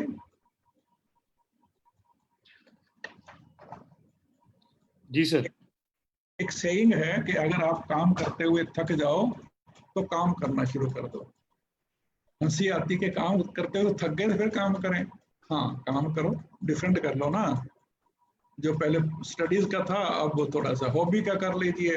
बचपन में मैं इतने अच्छे पेंटिंग्स और इतने अच्छे स्केचिंग और कलरिंग नहीं कर पा रहा था, अब अडल्टहुड में आके सारी करी। इसी लॉकडाउन में किया। इन्हीं दिनों में जब इनोवेशंस हो रही थी, मीडिया में इतनी बातें आ रही थी, अप्रिसिएशन और गवर्नमेंट ऑफ इंडिया से अवार्ड मिल रहे थे, तभी इन दिनों में मंडाला भी कर रहा था, क्योंकि बैठे बैठे थक जाते थे, लैपटॉप पे थक गए तो मंडाला की आर्ट कर ले। तो मैं ये आपसे सजेस्ट करना चाहता हूँ कि अपने आइडियाज पे, अपने इनोवेशंस पे, अपने ड्यूटीज पे, अपने रिस्पॉन्सिबिलिटीज पे फोकस रखना है। और जैसे ही थकावट का लेवल आने लगे तो एक्टिविटी को चेंज कर दो। एक्टिविटी बंद नहीं करनी, सो नहीं जाना है। सोने के लिए 7 hours are more than enough. 6-7 hours से ज्यादा सोना कोई जरूरी नहीं है, जरूरी नहीं है। बस अपनी हॉबीज पे फोकस करो। हाँ, पैसा खर्च होता है तो होने दो। पैसे की कोई ज्यादा सेविंग करना, कंजूसी करना, वो तो कोरोना ने हमें सिखा ही दिया। मनी कहाँ तक अपने को लेके जाने हैं। Though we work for decent earnings, but do remember health and characters are much more valuable than money. बहुत अच्छे पैकेज मिल जाएं, बहुत अच्छा कमा लें, पैसा इकट्ठा कर लें, okay. If someone has the target, I have no objection, मुझे कोई दिक्कत नहीं है उससे। लेकिन मैं इतना तो अब 62 इयर्स की एज में आके समझ गया हूँ कि money is to empower me to meet my daily needs, उससे ज्यादा कुछ नहीं। लाखों करोड़ रुपया कमा लिया तो वो भी बैंकों में ही रह जाएगा, प्रॉपर्टीज में ही तो रह जाएगा। काम तो वही आया जो मेरे को मेरी डेली नीड्स थी, मैंने अपनी हॉबीज करनी थी, उनको पूरा करने के लिए लर्निंग के लिए जो इन्वेस्टमेंट करनी है वो जरूरी थी। लर्निंग के लिए इन्वेस्टमेंट मैक्सिमम करने चाहिए, कितना भी पैसा खर्च हो, हजारों लाखों रुपए खर्च हो जाए, लर्निंग बहुत ज्यादा जरूरी है। आज के दिन इन्वेस्टमेंट प्रॉपर्टीज में, शेयर मार्केट में सब रिस्की है, लेकिन लर्निंग की जो इन्वेस्टमेंट है वो हमेशा फ्रूटफुल रहेगी, हमेशा सक्सेसफुल रहेगी, हमेशा हमें खुशी देगी। करैक्टर को भी बिल्ड करना है कि आपका नाम कोई सुन के अगर कोई कहे अभिषेक दे जी, अच्छा तो समझ आए कि कोई ऐसा पर्सन है जिस पे हम ट्रस्ट कर सकते हैं, विश्वास कर सकते हैं, उसकी बातों पे हम अमल कर सकते हैं, सुनने लायक बातें हैं, इम्प्लीमेंट करने लायक बात। ऐसा हमें अपना एक कैरेक्टर बनाना है कि people should have trust in us. ऐसे ना सोचें कि ये तो इंडियन प्रोडक्ट है, ये तो ऐसे ही बोलते हैं, ये ऐसा ही है। आपके बारे में एक ब्रांडिंग हो, अपनी ही एक ब्रांडिंग हो। अगर आपका नाम कुबेर खन्ना है तो कुबेर एक नाम, एक ब्रांडिंग हो कि हाँ कुबेर है, इसका मतलब ये है। कुबेर जी ठीक है ना बात? जो चीज हमें लाइफ में सेव करनी Yes, sir. जो हमें लाइफ में चीजें सेव करनी है वो है टाइम, फ्रेंड्स और वैल्यूज। और इन चीजों को सेव करने के लिए चाहे हमें कोई भी कीमत देनी पड़े, कितना भी पैसा खर्च करना पड़े, वो करना जरूरी है। फ्रेंड्स बनाने बहुत मुश्किल होते हैं, बहुत टाइम लगता है, और एक सिंपल मिसअंडरस्टैंडिंग फ्रेंडशिप को अब्रप्टली खत्म कर सकती है। Friends, true friends, trustworthy friends बहुत बड़ी पोजीशन है, बहुत बड़ी भगवान की खुदा के दी हुई इनायत है। इसको अपने को सेव करके रखना है, वैल्यूज के सेव करना है। मेरे बेस्ट फ्रेंड नंबर 1 मेरी वाइफ है, नंबर 2 मेरे बच्चे हैं, नंबर 3 स्टूडेंट्स हैं, नंबर 4 एक एक्सटेंडेड फैमिली है जिसमें आज भी करीब 500 लोग हैं। I am thankful to APLL and Abhishek ji जिन्होंने इतने बड़ी फैमिली में आज मुझे बना दिया। मैं बहुत आभारी हूँ, बहुत थैंकफुल हूँ कि मैं इस एक्सटेंडेड फैमिली का एक मेंबर बन गया। मानते हो ना मुझे अपना फैमिली मेंबर? जी सर। ओके। दूसरी बात जो जरूरी है, टाइम हो गया क्या? How much time I have? We have time, sir. Okay, maybe like 5 minutes. I will try to wind up. Sure, sir. Believe that acts of helping others are always reciprocated, and if someone has helped you, you should help others so that a chain of help is continued. 2 minute की एक छोटी सी मेरी अपनी बनाई हुई कहानी है, वो आपसे शेयर करता हूँ। एक बच्चा था 7, 8, 9 साल का, रमेश उसका नाम था। तो वो साइकिलिंग कर रहा था, तो साइकिलिंग करते हुए वो गिर गया। वहां से सुरेश गुजरा, वो भी उसी उम्र का था, 1, 2 साल बड़ा होगा। तो सुरेश आया, उसने रमेश की साइकिल को उठाया, रमेश को उठाया, उसके कपड़े झाड़ पोंछ करके और उसको साइकिल। अब रमेश अपनी साइकिल लेके घर आ गया, सामने दादी जी बैठी थी, तो दादी को देख के उसको रोना आ गया, गोदी में बैठ गया, दादी दादी मैं गिर गया था, मेरे को यहाँ चोट लगी, ये हुआ। तो दादी उसको प्यार उसकी बातें सुनती रही। और उसने रमेश ने ये भी बताया कि एंड में सुरेश जो आया था उसने मेरी हेल्प करी और मेरे को उठाया, खड़ा किया, साइकिल को खड़ा किया, मेरी बड़ी हेल्प करी उसने। अब दादी उसको बोलती है, बेटे इसका लेसन हमें लेना है कि हमें भी औरों की हेल्प करनी चाहिए। अब बच्चे की बात समझ में आ गई। वो शाम को रोज उसी जगह पे जाके खड़ा हो जाता और देखता रहता इधर उधर इधर उधर। तो 2, 4 दिन 5 दिन हो गए, किसी वहां से गुजरने वाले किसी बुजुर्ग ने उसको देखा और उससे जाके पूछा, बेटे मैं रोज देखता हूँ तो शाम को यहाँ आके खड़ा हो जाता है और कुछ ढूंढ रहा होता है, क्या चाहिए तुझे? तो रमेश कहता, मैं इंतजार कर रहा हूँ कि सुरेश आए, साइकिल चलाए, साइकिल से गिरे और फिर मैं उसको उठाऊं, उसके कपड़े झाड़ के उसकी हेल्प करूं। क्या ऐसा हुआ? क्या ऐसा होता है? वो छोटा बच्चा था, नहीं समझ पाया। लेकिन moral of the story is कि हमें हेल्प करना, ऑफ हेल्प, हमारी कोई हेल्प नहीं कि हम उसी पर्सन की उसी रूप में ही हेल्प करें। We can help by giving some sort of bread to someone who is hungry or someone who needs little money to have food or clothes or anything. किसी को रुपया पैसा देना है, किसी को रोटी देनी है, कुछ नहीं देना चाहते या कुछ भी नहीं है, तो सबसे बड़ा दान और सबसे बड़ी हेल्प तो नॉलेज की है। आपके पास जो नॉलेज है उसको दें। सिर्फ मुझे अधिकार नहीं है कि मैं अपनी एक्सपीरियंस आपसे शेयर करूं। यहाँ बैठा हुआ हर पार्टिसिपेंट इस लायक है कि उसके पास कुछ ऐसी नॉलेज है जो किसी दूसरे के पास ना होने की संभावना है, तो वो अपना नॉलेज दे। आप टीचर उसी दिन बन जाते हैं जिस दिन आपसे छोटा भाई बहन या कोई कजन आपकी फैमिली में पैदा हो जाता है। याद करो, जैसे ही आप बड़े हुए, छोटा भाई बहन या कोई कजन हुआ, आपने उसको सिखाना शुरू कर दिया, बताना शुरू कर दिया, आप टीचर बन गए। नॉलेज को ट्रांसफर करना है, स्प्रेड करना है, शेयर करना है, दूसरों को अच्छे से बताना है। जितना मौका मिले उतना बताइए, जो लोग सुनना चाहें उनको बताइए, लेकिन ये ध्यान रखें कि वो नॉलेज करेक्ट होने चाहिए, वेरीफाइड होने चाहिए, आपका उसमें सेल्फ इंटरेस्ट नहीं होना चाहिए, मिसगाइड ना करें, गलत नहीं बताएं, गलत रास्ता नहीं दिखाएं।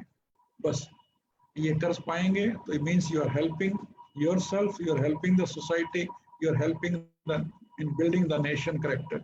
वही आज के दिन जरूरत है। अगर हमें इंडिया को जगत गुरु बनना है तो सबसे पहले यही चीज लेके आनी होगी कि हम आपस का कंपटीशन खत्म करें, अपने टीचर्स की बात सुने, अपने पेरेंट्स के रिस्पेक्ट करें, अपनी लाइफ में वर्क, स्टडीज और एंजॉयमेंट का एक बैलेंस बना के चलें, और एक ऐसा माहौल क्रिएट कर दें कि हम आगे बढ़ें। हम अपना पोटेंशियल भी चेक करते रहें कि हमारा किस सब्जेक्ट में इंटरेस्ट है। अगर आप आगे 10th के बाद सोच रहे हो कि हमें क्या, तो आप ये जान लें कि आप जिसमें महारत है, जो सब्जेक्ट आपको अच्छा लगता है, उसको चेक करने का सिंपल तरीका है, आप अपने पिछले रिजल्ट्स के रिकॉर्ड देख लीजिए। जिस पर्टिकुलर सब्जेक्ट में आपके हमेशा कंसिस्टेंटली अच्छे नंबर आते रहे हैं, वही तो आपका फेवरेट सब्जेक्ट है। कोई साइंस में अच्छा है, कोई मैथ में अच्छा है, कोई बायोलॉजी में अच्छा है, जिसमें अच्छे नंबर आए हैं बस उसी को आगे चल पड़ो, वही तो आपका फेवरेट सब्जेक्ट है, उसी में तो आप आगे प्रोग्रेस कर सकते हो, बस उसी में करना है। हायर स्टडीज में जाना है तो उसी का है। कोई भी स्पेसिफिक काउंसलर या गाइड किसी भी स्टूडेंट को ये एग्जैक्टली नहीं बता सकता, और बताता है तो गलत करता है कि आपको आगे हायर स्टडीज किस सब्जेक्ट में करनी चाहिए। द बेस्ट जज इज यू। सबसे अच्छे जज आप खुद हैं अपने बारे में, खुद ही आप डिसीजन ले सकते हैं। और उसका एक ही क्राइटेरिया है कि आप अपने पिछले 8-5-6 सालों के रिजल्ट्स उठा के देख लें कि आपके अच्छे मार्क्स किस सब्जेक्ट में आते थे। बस वही तो आपका है पैशन, वही तो आपका फेवरेट सब्जेक्ट है, उसी को लेके चलिए। फिर जब बात आती है कि आपको कैरियर कौन सा लेना चाहिए, एक क्राउड फैक्टर होता है कि मैक्सिमम लोग कंप्यूटर्स में जा रहे हैं, हमें भी कंप्यूटर में जाना है। मैं आपको अपनी बात बता सकता हूँ कि मेरे 2 बच्चे हैं, बेटा कंप्यूटर्स में है और बेटिया ने मेटलर्जी में PhD की। इस टाइम वो भी IIT रोपर में असिस्टेंट प्रोफेसर है। हमारे इनोवेशन में उसका बहुत बड़ा कंट्रीब्यूशन है। जरूरी नहीं कि कंप्यूटर्स में ही बीटेक करनी है, जरूरी नहीं कि MBBS ये करनी है, जरूरी ये नहीं है कि हमें Shri Ram college of commerce में कॉमर्स पढ़नी है। जरूरी ये है कि हमारे पास नॉलेज हो, हम स्किल सीखें, अपने कमाने लायक हमें इंफॉर्मेशन होनी चाहिए, नॉलेज होनी चाहिए। जो भी टीचर्स क्लासरूम में, कॉलेज में, स्कूल में, कोचिंग सेंटर में जो टीचर्स आपको इंफॉर्मेशन दे रहे हैं, उसको समझने की कोशिश करें, उसको समझें, याद रखें, रिवाइज करें, और वही तो आपका एक डेटा बैंक है, वही तो आपका एक नॉलेज बैंक है। उसी के सहारे आप आगे प्रोग्रेस कर सकते हैं। और एक छोटी सी बात उन टीचर्स के लिए, बहुत से सीनियर लोग बैठे हैं जो टीचर्स भी होंगे या टीचर सुनने वाले होंगे। एक टीचर को कैसे होना चाहिए, मैं समझता हूँ उसका डबल रोल होता है। 4 रोल होते हैं एक टीचर के। अगर वो इन 4 रोल्स को है तो एक एक्सीलेंट टीचर है। टीचर्स में मदर्स का पेशेंस होना चाहिए। हम चाहे ऑनलाइन क्लासेस ले रहे हैं, चाहे फिजिकल क्लासरूम में हैं, पेशेंस की बहुत जरूरत होती है। बच्चे तो शरारती होते हैं, कोई ना कुछ गलत भी बोलेगा, कुछ गलत एक्टिविटी करेगा, कुछ गलत एक्शंस करेगा, गलत पोस्टर्स बनाएगा, और ऐसे बच्चे हमेशा मिल जाते हैं। मुझे पता है इन 500 में से कोई भी नहीं है, लेकिन कुछ ना कुछ कहीं ना कहीं मिल जाते हैं। तो मदर्स का पेशेंस जरूरी है एक टीचर के लिए। क्लास में डिसिप्लिन बना रहे, इसलिए फादर जैसा डिसिप्लिन होना भी जरूरी है। हर स्टूडेंट को एक ब्रदर जैसी कंपेनियनशिप भी चाहिए और एक सिस्टर की इमोशंस भी चाहिए। तो एक टीचर जो है वो सिस्टर की तरह भी बिहेव करे, ब्रदर की तरह करे, फादर की तरह करे, मदर का भी रोल करे, ऐसा कर पाए। ये 4 एब्सोल्यूट स्टैंडर्ड्स हैं जिनको अचीव करना डिफिकल्ट तो है, इम्पॉसिबल नहीं है। वही हम कर सकते हैं। ये गीता का ज्ञान है। आप सबने गीता के बारे में सुना होगा, हिंदुओं के लिए एक पवित्र ग्रंथ है। ये कुरुक्षेत्र के मैदान का सीन है जब भगवान कृष्ण सारथी का रूप करके अर्जुन के साथ जंग के मैदान में उतरे। उस जंग के शुरू होने से पहले महीनों की तैयारी थी। अर्जुन को पता था कि उसने क्या करना है, किसको मारना है, कैसे मारना है, सब बातें अर्जुन को मालूम थी। लेकिन जब जंग का ऐलान हुआ, शंख बजा, शंखनाद हुआ, तो अर्जुन जी घबरा गए। अरे दादाजी को मारूंगा क्या, मैं अपने कजन को मारूंगा क्या, मैं नहीं मारूंगा। और उसने हथियार छोड़ दिए। Arjun was a student under depression, under anxiety, under dilemma, under confusion. Gita के 18 अध्यायों में जो श्लोक लिखे हुए हैं वो 144 मिनट में भगवान कृष्ण ने अर्जुन को बोले। अर्जुन को वो सारे श्लोक 2 घंटे 24 मिनट में समझ में आ गए और उसने अपने आप को खड़ा कर लिया, धनुष बाण उठा लिया और लड़ने के लिए तैयार हो गया। ये है एक power of teacher. How we teach, how we convince the student, how we give the information and how we take the student out of dilemma and depression. ये तरीका है भगवान कृष्ण के जैसा टीचर बनने के लिए। उतनी पैशन होनी चाहिए, उतनी समझ होनी चाहिए, उतना जुनून होना चाहिए कि मैंने अपने स्टूडेंट का भला कैसे करना है। मैं ये बार बार स्क्रीन पे आ रहा है कि कोई और भी एडमिट होने के लिए रिक्वेस्ट कर रहे हैं, इससे मुझे तो सच में बहुत खुशी हो रही है। लेकिन शायद इससे ज़्यादा समय आप नहीं दे पाएंगे। फिर भी 2-4 मिनट लास्ट में अपना बात समराइज करने की कोशिश करूँगा कि टीचर में इंथुजियाज्म होना भी जरूरी है कि मुझे पढ़ाना है, अच्छे से पढ़ाना है, बच्चों का फायदा करना है। और बेसिक फैक्ट ये सच है कि टीचर जो है वो एक रोल मॉडल है in and out of class. हम टीचर्स को, मैं भी एक टीचर हूँ ना, हमें भी एक रोल मॉडल की तरह बिहेव करना है ताकि स्टूडेंट्स हमें देख सके, हमारी मॉरल वैल्यूज हाई हो, हम स्किल्ड हों, हमें अपने सब्जेक्ट की पूरी नॉलेज हो जो हम स्टूडेंट्स के साथ शेयर करें। और टीचर्स के लिए ये जानना जरूरी है कि बच्चों का अटेंशन टाइम की एक लिमिट होती है, 8 मिनट की एवरेज होती है। 8 मिनट के बाद बच्चों का या किसी भी ऑडियंस का ध्यान इधर उधर भटक सकता है। तो हमें एज ए टीचर ये ध्यान रखना है कि हर 8-10 मिनट बाद अपनी आवाज में, अपनी लैंग्वेज में कुछ छोटी सी ह्यूमर की बात या क्वेश्चन या किसी तरह से ऐसा करें कि बच्चों का जो ध्यान भटक रहा है वो वापस आ जाए। 1 मिनट का बीच में ब्रेक हो जाए और वो करें। टीचर्स को चाहिए कि वो स्लोली बात करें। स्टूडेंट को इम्प्रेस नहीं करना है कि मुझे इंग्लिश बहुत अच्छे से बोलनी आती है, मैं बहुत फास्ट बोल दूंगा, मेरे को सब्जेक्ट की बहुत अच्छी नॉलेज है, बहुत फास्ट बता दूंगा। हमें इम्प्रेस नहीं करने का target is we need to make them understand कि बच्चों को वो कैसे बात समझ में आ जाए। अब क्लास में कुछ फास्ट लर्नर होते हैं, वो तो जल्दी से समझ में आ जाते हैं और आप उसको क्विकली बताते जाओ। लेकिन what about the slow learners जो जल्दी सीख नहीं पाते हैं, जिनकी लर्न करने की, सीखने की क्षमता, कैपेसिटी थोड़ी कम है, स्लो है, हमें उनको भी पढ़ाना है, उनको भी नॉलेजेबल करना है ताकि वो भी समाज की डेवलपमेंट में हमारी हेल्प कर सकें।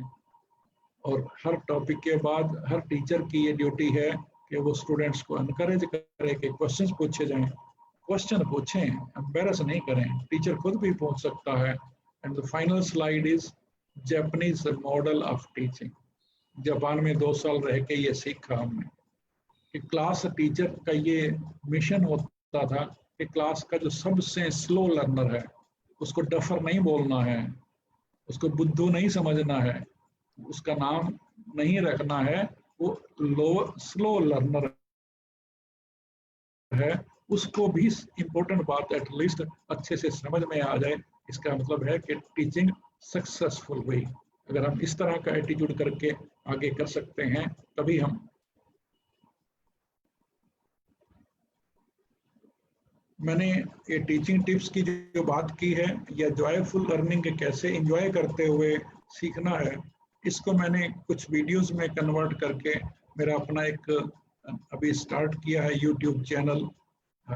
मेरे ही नाम से है, डॉक्टर राखा, जिसके ये आप स्लाइड देख पा रहे हैं। इसमें कोरोना से रिलेटेड भी हैं, कुछ जूनोटिक डिजीज पे, रेबीज, ब्रुसेला वगैरह पे हेल्थ रिलेटेड क्वेश्चन आंसर्स हैं, और ऐसे ही कुछ टीचर्स कैसे होने चाहिए, उनको कैसे ध्यान रखना है, या बच्चों को एंजॉय करना है तो कैसे स्टडीज और एंजॉयमेंट का, लर्निंग और फन का कैसे वो बैलेंस बनाएं, इस पे भी वीडियो हैं। और मैं रिक्वेस्ट करूंगा सभी 500 लोगों से एक बार इस चैनल को जरूर देखें, सब्सक्राइब जरूर करें, वीडियोस देखें, और फिर आपकी कोई सजेशन हो, कमेंट हो, क्वेश्चन हो, या आप किसी और तरह का वीडियो चाहते हैं कि उसकी इंफॉर्मेशन हमें मिले, तो आप अपने कमेंट सेक्शन में लिख दें। I will try to make videos on demand also. बस यही एक आपसे रिक्वेस्ट है कि एक बार इस यूट्यूब पे जाके डॉक्टर राखा सर्च करके ऐसा वो स्क्रीन शॉट आ जाएगा जो मैंने लगाया हुआ है, उसमें सब्सक्राइब करने की एक ऑप्शन होगी, आप सब्सक्राइब करके देख लीजिए कि आपके वीडियोस किस इंटरेस्ट के हैं। उसी टाइप के 2-3 कैटेगरीज हैं, मेनली ये सब एजुकेशनल वीडियोस हैं, और इनमें कुछ वीडियोस तो हाईली अप्रिशिएटेड हैं। एक वीडियो तो वायरल भी हो गया, रेबीज से कैसे प्रोटेक्शन करनी है उस पर, तो आप इसको देख सकते हैं। आप stay connected to me. This is first connection of mine with all 500 of you, but not the last one. Maybe we can connect with each other through email or phone or YouTube के channel से हम connect। आप कुछ अच्छा समझते हैं, अच्छा करिए। मैं ये समझता हूँ कि मेरी तो पैशन है कि मैं यंगस्टर्स को पर्टिकुलरली नॉलेज ट्रांसमिट कर पाऊँ, किसी भी रूप में करूँ, कितना भी टाइम लगे। आप कभी भी कांटेक्ट करेंगे, आप available 24 hours all 7 days in a year. So that's my passion, that's my commitment for the national and societal development. आप उसमें भागीदार बने, उसमें जुड़ें। इसी के साथ मैं अपना वक्तव्य समाप्त करना चाहता हूँ। Thank you so much for patient learning and listening. Thank you. Thank you, sir.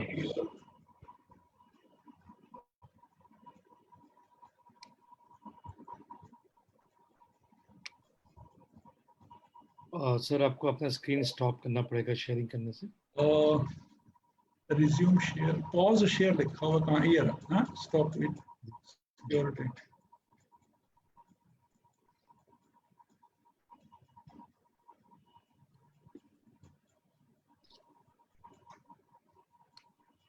Thank you sir. मुझे पूरी उम्मीद है कि बच्चों ने आपके सेशन से काफ़ी कुछ सीखा होगा।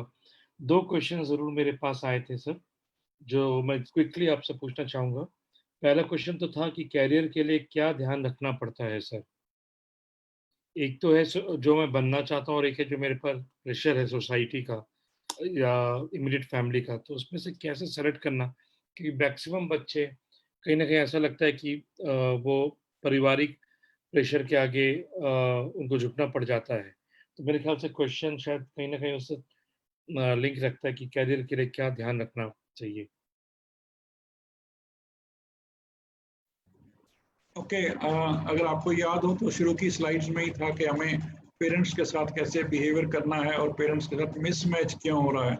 वो इधर ही इशारा था कि कई बार हमारा पीयर प्रेशर, हमारे पेरेंट्स का, समाज का कुछ एक्सपेक्टेशन होती है डिपेंडिंग अपॉन देयर ड्रीम्स, वो हमारा एक गाइडिंग फोर्स रहता है। बच्चे को पैदा होते ही कह दिए तो डॉक्टर बनाएंगे इसको, तो वो बड़ा ही होता है ये सोच के मुझे डॉक्टर बनना है, लेकिन उसको बायोलॉजी समझ में नहीं आ रही है, उसका इंटरेस्ट फिजिक्स में ज़्यादा हो रहा है। तो ये तो मैं कहता हूँ घर घर की कहानी है कि फैमिली का इंटेंशंस, मिशन, टारगेट या ऑब्जेक्टिव डिफरेंट रहता है और बच्चे की कैपेसिटी डिफरेंट होती है। वो हर बच्चा वो नहीं कर सकता जो उससे एक्सपेक्ट किया जाता है। मैं एक्सपेक्ट कर सकता हूँ कि बंदर जो है वो ऊंचे वृक्ष पे चढ़ जाए, पर मैं हाथी को कहूँ तो भी चढ़ जाए तो वो नहीं चढ़ेगा। हाथी ज़्यादा पावरफुल है, ज़्यादा स्ट्रॉन्ग है, ज़्यादा कैपेबल है, लेकिन वो वृक्ष पे तो नहीं चढ़ता ना। वो वृक्ष को तोड़ सकता है, उखाड़ सकता है, रौंद सकता है, कितनी भी पावर दिखा सकता है।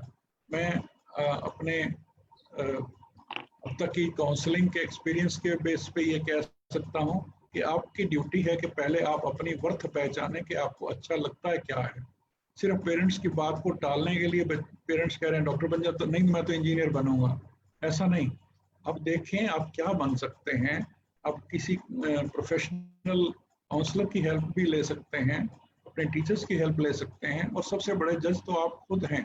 जो आपको करना अच्छा लगता है वो आप करें, और फिर अपने पेरेंट्स को बताएं कि मुझे ये अच्छा लगता है। ट्राई टू कन्विंस, एक बार नहीं 10 बार हो सकता है आपको कहना पड़े। और ये बच्चे जब 9th में आते हैं उसी टाइम पे ये डायलेमा स्टार्ट हो जाता है। 8 तक तो कोई परवाह नहीं करता, कोई डिसाइड नहीं करता। 9th में आते ही ये प्रेशर बिल्डअप शुरू हो जाता है, ये बनना है, ये बनना है, ये बनना है। और वही एक राइट टाइम है जब बच्चे को बताना है कि मेरे को ये अच्छा लगता है, मैं इसमें करना चाहता हूँ, मैं इससे खुश रहूंगा। जो पेरेंट्स दे रहे हैं, फैमिली दे रही है, पड़ोसी दे रहे हैं, हो सकता है कोई आउट ऑफ सटायर ही बोल रहा हो, अरे ये डॉक्टर बन के दिखाएगा, हम डॉक्टर बनने की कोशिश में लग जाएं, आईएएस बनने की कोशिश में लग जाएं, chief minister of the state बनने की कोशिश में लग जाएं। ऐसा नहीं होता। बस हमें वो करना है जिसको हम कर सकते हैं, जो करना हमें खुशी देता है, जो सब्जेक्ट पढ़ना या जो जॉब आपको है वो करनी अच्छी लगती है, उसी के लिए मिशन लेके चलें। पेरेंट्स को उसको समझाएं क्या पढ़ना है। Academic choice should be yours, जो आपको सब्जेक्ट अच्छा लगता है। मनी अर्निंग के लिए आपको कौन सा कैरियर लेना है वो भी आपको सोचना है। उसके लिए जो आप कर सकते हैं वो ये है कि आप ऑलमोस्ट सभी कैरियर्स के बारे में इंफॉर्मेशन कलेक्ट करें। Google can help, counsellors can help, I can help personally someone if it gives the information कि मेरी ये कैपेसिटीज है, मेरी ये स्ट्रेंथ है, ये मेरी वीकनेस है, ये मेरे टारगेट्स हैं, तो मुझे कौन से कैरियर में जाना चाहिए। कैरियर्स के बारे में इंफॉर्मेशन होनी बहुत ज़रूरी है, तभी आप सोचेंगे। क्योंकि जो सोसाइटी बोलती है वो बहुत लिमिटेड होता है। मतलब जैसे अभी कल ही कोई कह रहा था कि पेरेंट्स कहते हैं तो डिप्टी कमिश्नर बन। अब मैं कैसे बनूं जी, उसके लिए मुझे ये करना पड़ेगा, और मैं तो एग्जाम का फोबिया है, मुझे एग्जाम ही नहीं दे पाता मैं तो ये जरूरी है कि हम ये जान लें कि हम क्या कर सकते हैं। पेरेंट्स को वो बताएं। हमें सभी कैरियर्स के बारे में इंफॉर्मेशन होनी जरूरी है कि अगर हम सॉफ्टवेयर फील्ड में जाते हैं तो कैसी लाइफ होगी, क्या रिक्वायरमेंट रहेगी। अगर हम किसी इंडस्ट्री में जाके कंसल्टेंट लगते हैं या प्रोडक्शन मैनेजर लगते हैं या इंजीनियर लगते हैं तो क्या क्या रिक्वायरमेंट होगी। हम अपना बिजनेस करते हैं तो मार्केटिंग कैसे करनी है, मुझे अपने कंपनी को इस्टेब्लिश कैसे करना है, पार्टनर कैसे ढूंढने हैं, फाइनेंसिस कैसे ढूंढने हैं। तो ये इंफॉर्मेशन कलेक्ट करके then sit on the that information, मैं उसको कहता हूँ एक डेटा बैंक बना के आप उसके ऊपर बैठ के विचार करके तब डिसाइड करें कि आपको कौन सा कैरियर। कोई कैरियर बुरा नहीं है, कोई कॉलेज बुरा नहीं है। बुरा है कंपटीशन, बुरा है प्रेशर में यील्ड कर जाना। पेरेंट्स ये कह रहे हैं चलो मैं करता हूँ कोशिश, 5-4 साल कोशिश करते ले, नहीं बन पाए, फिर वाई वेस्ट टाइम। कुणाल सो गए क्या? कुणाल जी उठ जाओ। यस सर, जो मैं गैदर कर पाया, मैं समराइज कर रहा हूँ बच्चों के बेनिफिट के लिए। जो आप कह रहे हैं, एक सेल्फ असेसमेंट के बेसिस पे या तो हम खुद से कर लें या किसी काउंसलर, प्रोफेशनल काउंसलर की मदद लें। उसके बाद हम जो बनना चाहते हैं उसका एक डिटेल रिसर्च करें उपलब्ध स्रोतों से, और जब सब कुछ हमारे पास आ जाए और हम अपना सेल्फ असेसमेंट कर लिए तो एक शांत तरीके से अपने घर वालों से, अपने पेरेंट्स से बात करें, अपना पॉइंट ऑफ व्यू बड़े रेस्पेक्टफुली उनको समझाने की कोशिश करें। अगर एक प्रयास में सफल नहीं होते तो 2 या 3 प्रयास में उनको सफल होने की, उनको समझाने की कोशिश करें। ये जो मैं आपकी बातों का निचोड़ समझ सका। क्या मैं सही हूँ सर? अभिषेक जी आप आउटस्टैंडिंग टीचर हैं। धन्यवाद सर। दूसरा प्रश्न ये था, ऑनलाइन एजुकेशन में जो प्रैक्टिकल प्रॉब्लम आती है सर, बच्चे मोबाइल, इंटरनेट, टैब को तो लेके बैठ जाते हैं, बट पेरेंट कहीं ना कहीं उन पर शक करना शुरू कर देते हैं कि वीडियो गेम खेल रहा होगा, कोई मूवी देख रहा होगा, यूट्यूब देख रहा होगा। तो वो जो ऑब्जेक्शन है सर, क्योंकि कहीं ना कहीं जनरेशन गैप है, उस ऑब्जेक्शन को कैसे हम ओवरकम कर सके, हम पेरेंट को समझा सके यही मोबाइल, अब यही मेरा क्लासरूम है। तो ये एक दूसरा प्रश्न था सर, और मुझे लगा कि काफी वैलिड प्रश्न है जो मैं आपसे पूछ सकता हूँ बच्चों के बिहाफ पे। बिल्कुल, ये तो एक बहुत बड़ा इश्यू है। पेरेंट्स हमेशा बच्चे की वेलफेयर सोचते हुए भी ऐसी कुछ बोल जाते हैं कि बच्चा उससे एम्बेरस फील करता है, हर्ट फील करता है। और ये गलत भी नहीं है कि हम सिर्फ कोर्स ही पढ़ते रहें, सिर्फ लेक्चर जो है या कोई टॉपिक है उस पे ही फोकस करें। मैंने कहा ना, एंटरटेनमेंट भी जरूरी है, फ्रेंड के साथ व्हाट्सएप से क्या मैसेज आ रहे हैं वो चेक करने भी जरूरी है। मैं तो पर्सनल बात बता सकता हूँ कि मेरा बेटा जब +2 की तैयारी कर रहा था, +2 में था और जेई की तैयारी कर रहा था, तो मैं उसके कमरे में गया तो वो बैठा हुआ आंखें बंद करके बेड पे बैठा हुआ था। मैंने उसको आवाज लगाई, सुगंध पढ़ ले। उसने फिर आंखें खोल ली, उसके सामने बुक्स पड़ी थी, पढ़ने लग गया। थोड़ी देर बाद फिर मैं उस स्टडी रूम में गया तो again he was doing the same activity. I asked him 3 times, may be in 2 hours period, I asked him 3 times कि ऐसा उठ के पढ़ ले। फिर उसने कहा, पापा मेरे पास बैठो।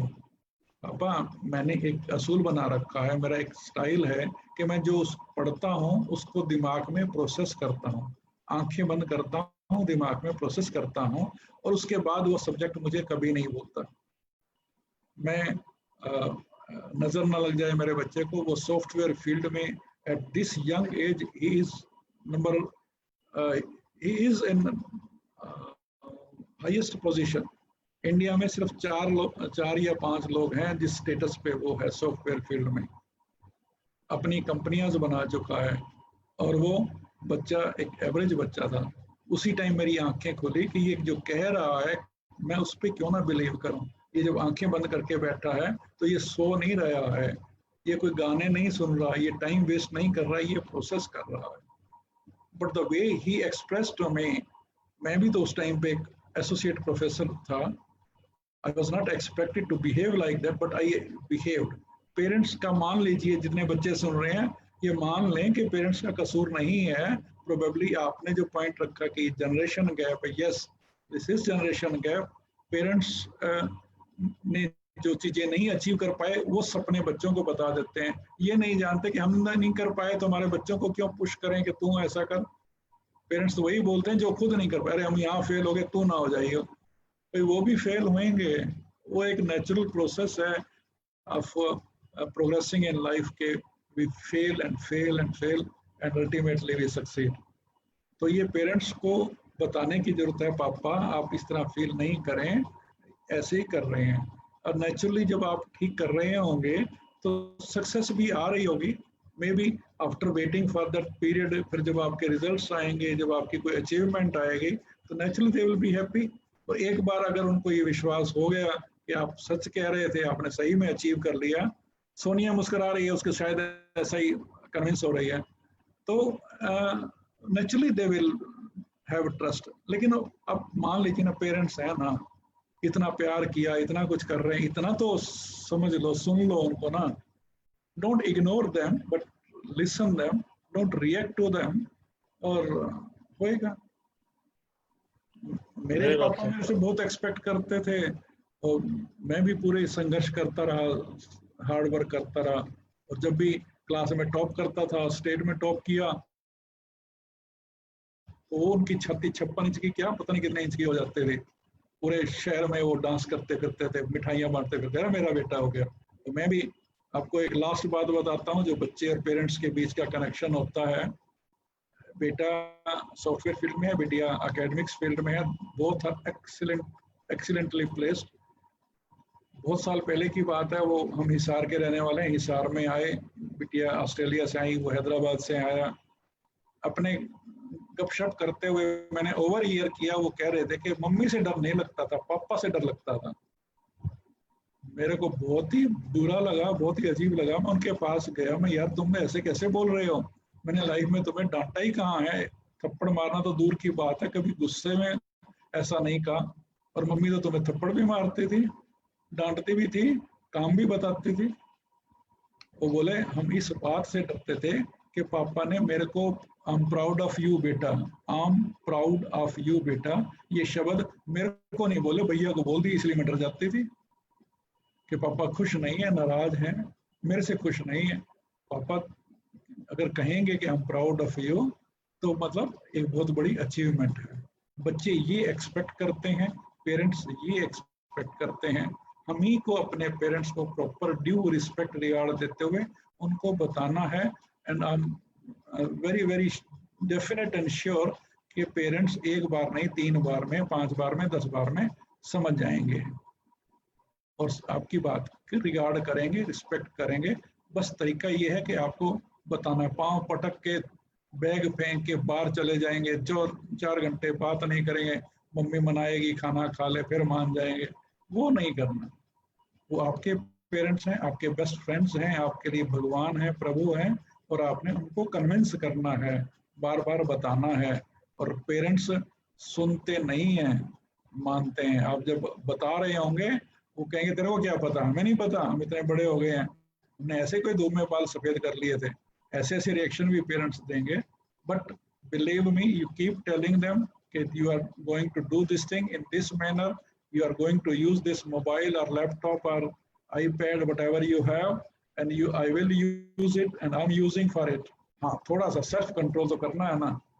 आप पढ़ने बैठे और फिर व्हाट्सएप पे लगे रहे 4 घंटे, तो फिर तो पेरेंट्स का नाराज होना वाजिब भी है, और उनके लिए डिसिप्लिन करना आपको वो भी जरूरी है। तो आपको सचेत हो जाना चाहिए कि पेरेंट्स डांट रहे हैं, मतलब मुझे उतना नहीं जाना, एक बैलेंस बनाना है। अगर आप 1 घंटा पढ़े हैं तो 10-15 मिनट आप उस पर कोई चैट कर लें, व्हाट्सएप पे कर लें, फेसबुक पे अपने पोजेस बना के डिफरेंट वो लगा दें, फ्रेंड्स की लाइक देख लें, करो। लेकिन एक बैलेंस है। 1 hour versus 10 minutes is perfectly okay. And tell the parents कि मैं हाँ 10 मिनट कर रहा हूँ, घड़ी के 10 मिनट कर लो, अलार्म लगा दो कि 10 मिनट के बाद आपको वापस आना है। नहीं तो सोशल मीडिया, व्हाट्सएप, टिकटॉक ऐसे हैं कि आप चले गए तो जितना मर्जी दूर चले जाओ, घंटों लग जाएंगे, फिर ध्यान आएगा, ओहो पढ़ना भी था, ओहो मम्मी ने कहा था टैप बंद कर देना, वो नहीं करी। तो ये छोटी छोटी बातें हैं, आपको बैलेंस बनाना है। द बेस्ट जज and the best controller and the best advisory is Govind धर फॉर गोविंद धर।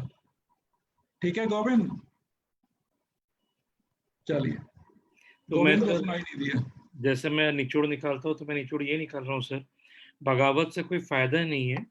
संयम रखते हुए, डिसिप्लिन रखते हुए, पेरेंट्स का विश्वास अपने रिजल्ट के माध्यम से जीतने से ही हम उनको समझा पाएंगे कि जो हम कर रहे हैं और जो जनरेशन गैप की हम बात कर रहे हैं उसको हम हटा पाएंगे। सो यही 2 प्रश्न थे सर जो मैंने बच्चे को से पूछा। मुझे उम्मीद है कि ये इसका आंसर, इसका निचोड़ बच्चे तक और जो हमारे आज ऑडियंस है उन तक पहुंचा जरूर होगा। Kamal sir, Satish sir, over to you. Thank you, sir. जी. Kamal sir, Pramod ji.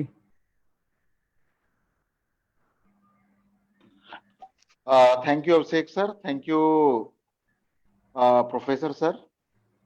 आज का जो सेशन था और जिस तरह से जो स्टूडेंट के क्वेश्चन थे, मतलब एज ए स्टूडेंट मैं आपको बताऊं, आपसे बहुत ही ज्यादा जूनियर हैं हम लोग in terms of learning, in terms of your experience of life and education, and on behalf of entire family of APLL sir, हम आप लोग को बहुत बहुत धन्यवाद देना चाहते हैं कि कि हम यही सोच रहे थे कि सर ने इस प्लेटफॉर्म पर आने के लिए अगर यस बोला है, क्योंकि जिस तरह की आपकी लर्निंग रही है, जिस तरह का आपका एक्सपोजर है और जिस तरह का आपका टाइम देश के और सोसाइटी के अलग अलग लोगों को अपलिफ्ट करने के लिए आप करते हैं, तो आपका हर मिनट हमारे लिए कीमती था। और आपने पेशेंटली हमारे स्टूडेंट को जिस तरह से गाइड किया, I can say it is a life time experience for everybody. और जिस तरह से अभिषेक सर ने सारा कुछ कोऑर्डिनेट किया और जो 2 लास्ट के क्वेश्चन जिस तरह से आंसर किए गए, the way you communicated the message बहुत ही आसान, और आपने जो जापानीज टेक्निक बताई है, तो मुझे लगता है कि हम जितना स्लो और जितना आसानी से अपने स्टूडेंट तक पहुंचेंगे उतना ही बेटर हमारे स्टूडेंट सीखेंगे। तो आपने पूरे सेशन में इस चीज को संयम के साथ और अपने लाइफ का जो एक्सपीरियंस था, अपने जो पर्सनल एक्सपीरियंस थे हम लोग के साथ शेयर किए। We are grateful and from the bottom of the heart on behalf of entire family of APLL student leadership, we want to thank you, sir, for your each minute and for your all kind information that you have shared with us. Thank you, sir. We love to hear more in future from you. आप ऐसे ही नए नए milestone achieve करते रहिए और पूरे भारत को नहीं पूरे विश्व को प्रेरित करते रहिए. Thank you Abhishek sir, thank you entire team. और सभी स्टूडेंट से बोलूंगा कि आप लोग हमारे फेसबुक पेज पर जाकर सर ने जो भी आज आपको विचार दिए, ओपिनियन दिए, तो अपने फीडबैक जरूर दें ताकि वो सर तक हम पहुंचा पाए और बहुत ऐसे लर्निंग सेशन सर के माध्यम से और APLL और हमारी पूरी फैमिली के माध्यम से आप तक पहुंचते रहे. Thank you entire team. Thank you sir. Thank you Gaurav sir. Thank you everybody. Satish, we can wind up the session. Okay, sir. Thank you. Thanks and bye-bye. I would like to leave now. Thank you. Thank you, sir. Another Thank you, session sir. waiting. Thank you, sir. Thanks a lot.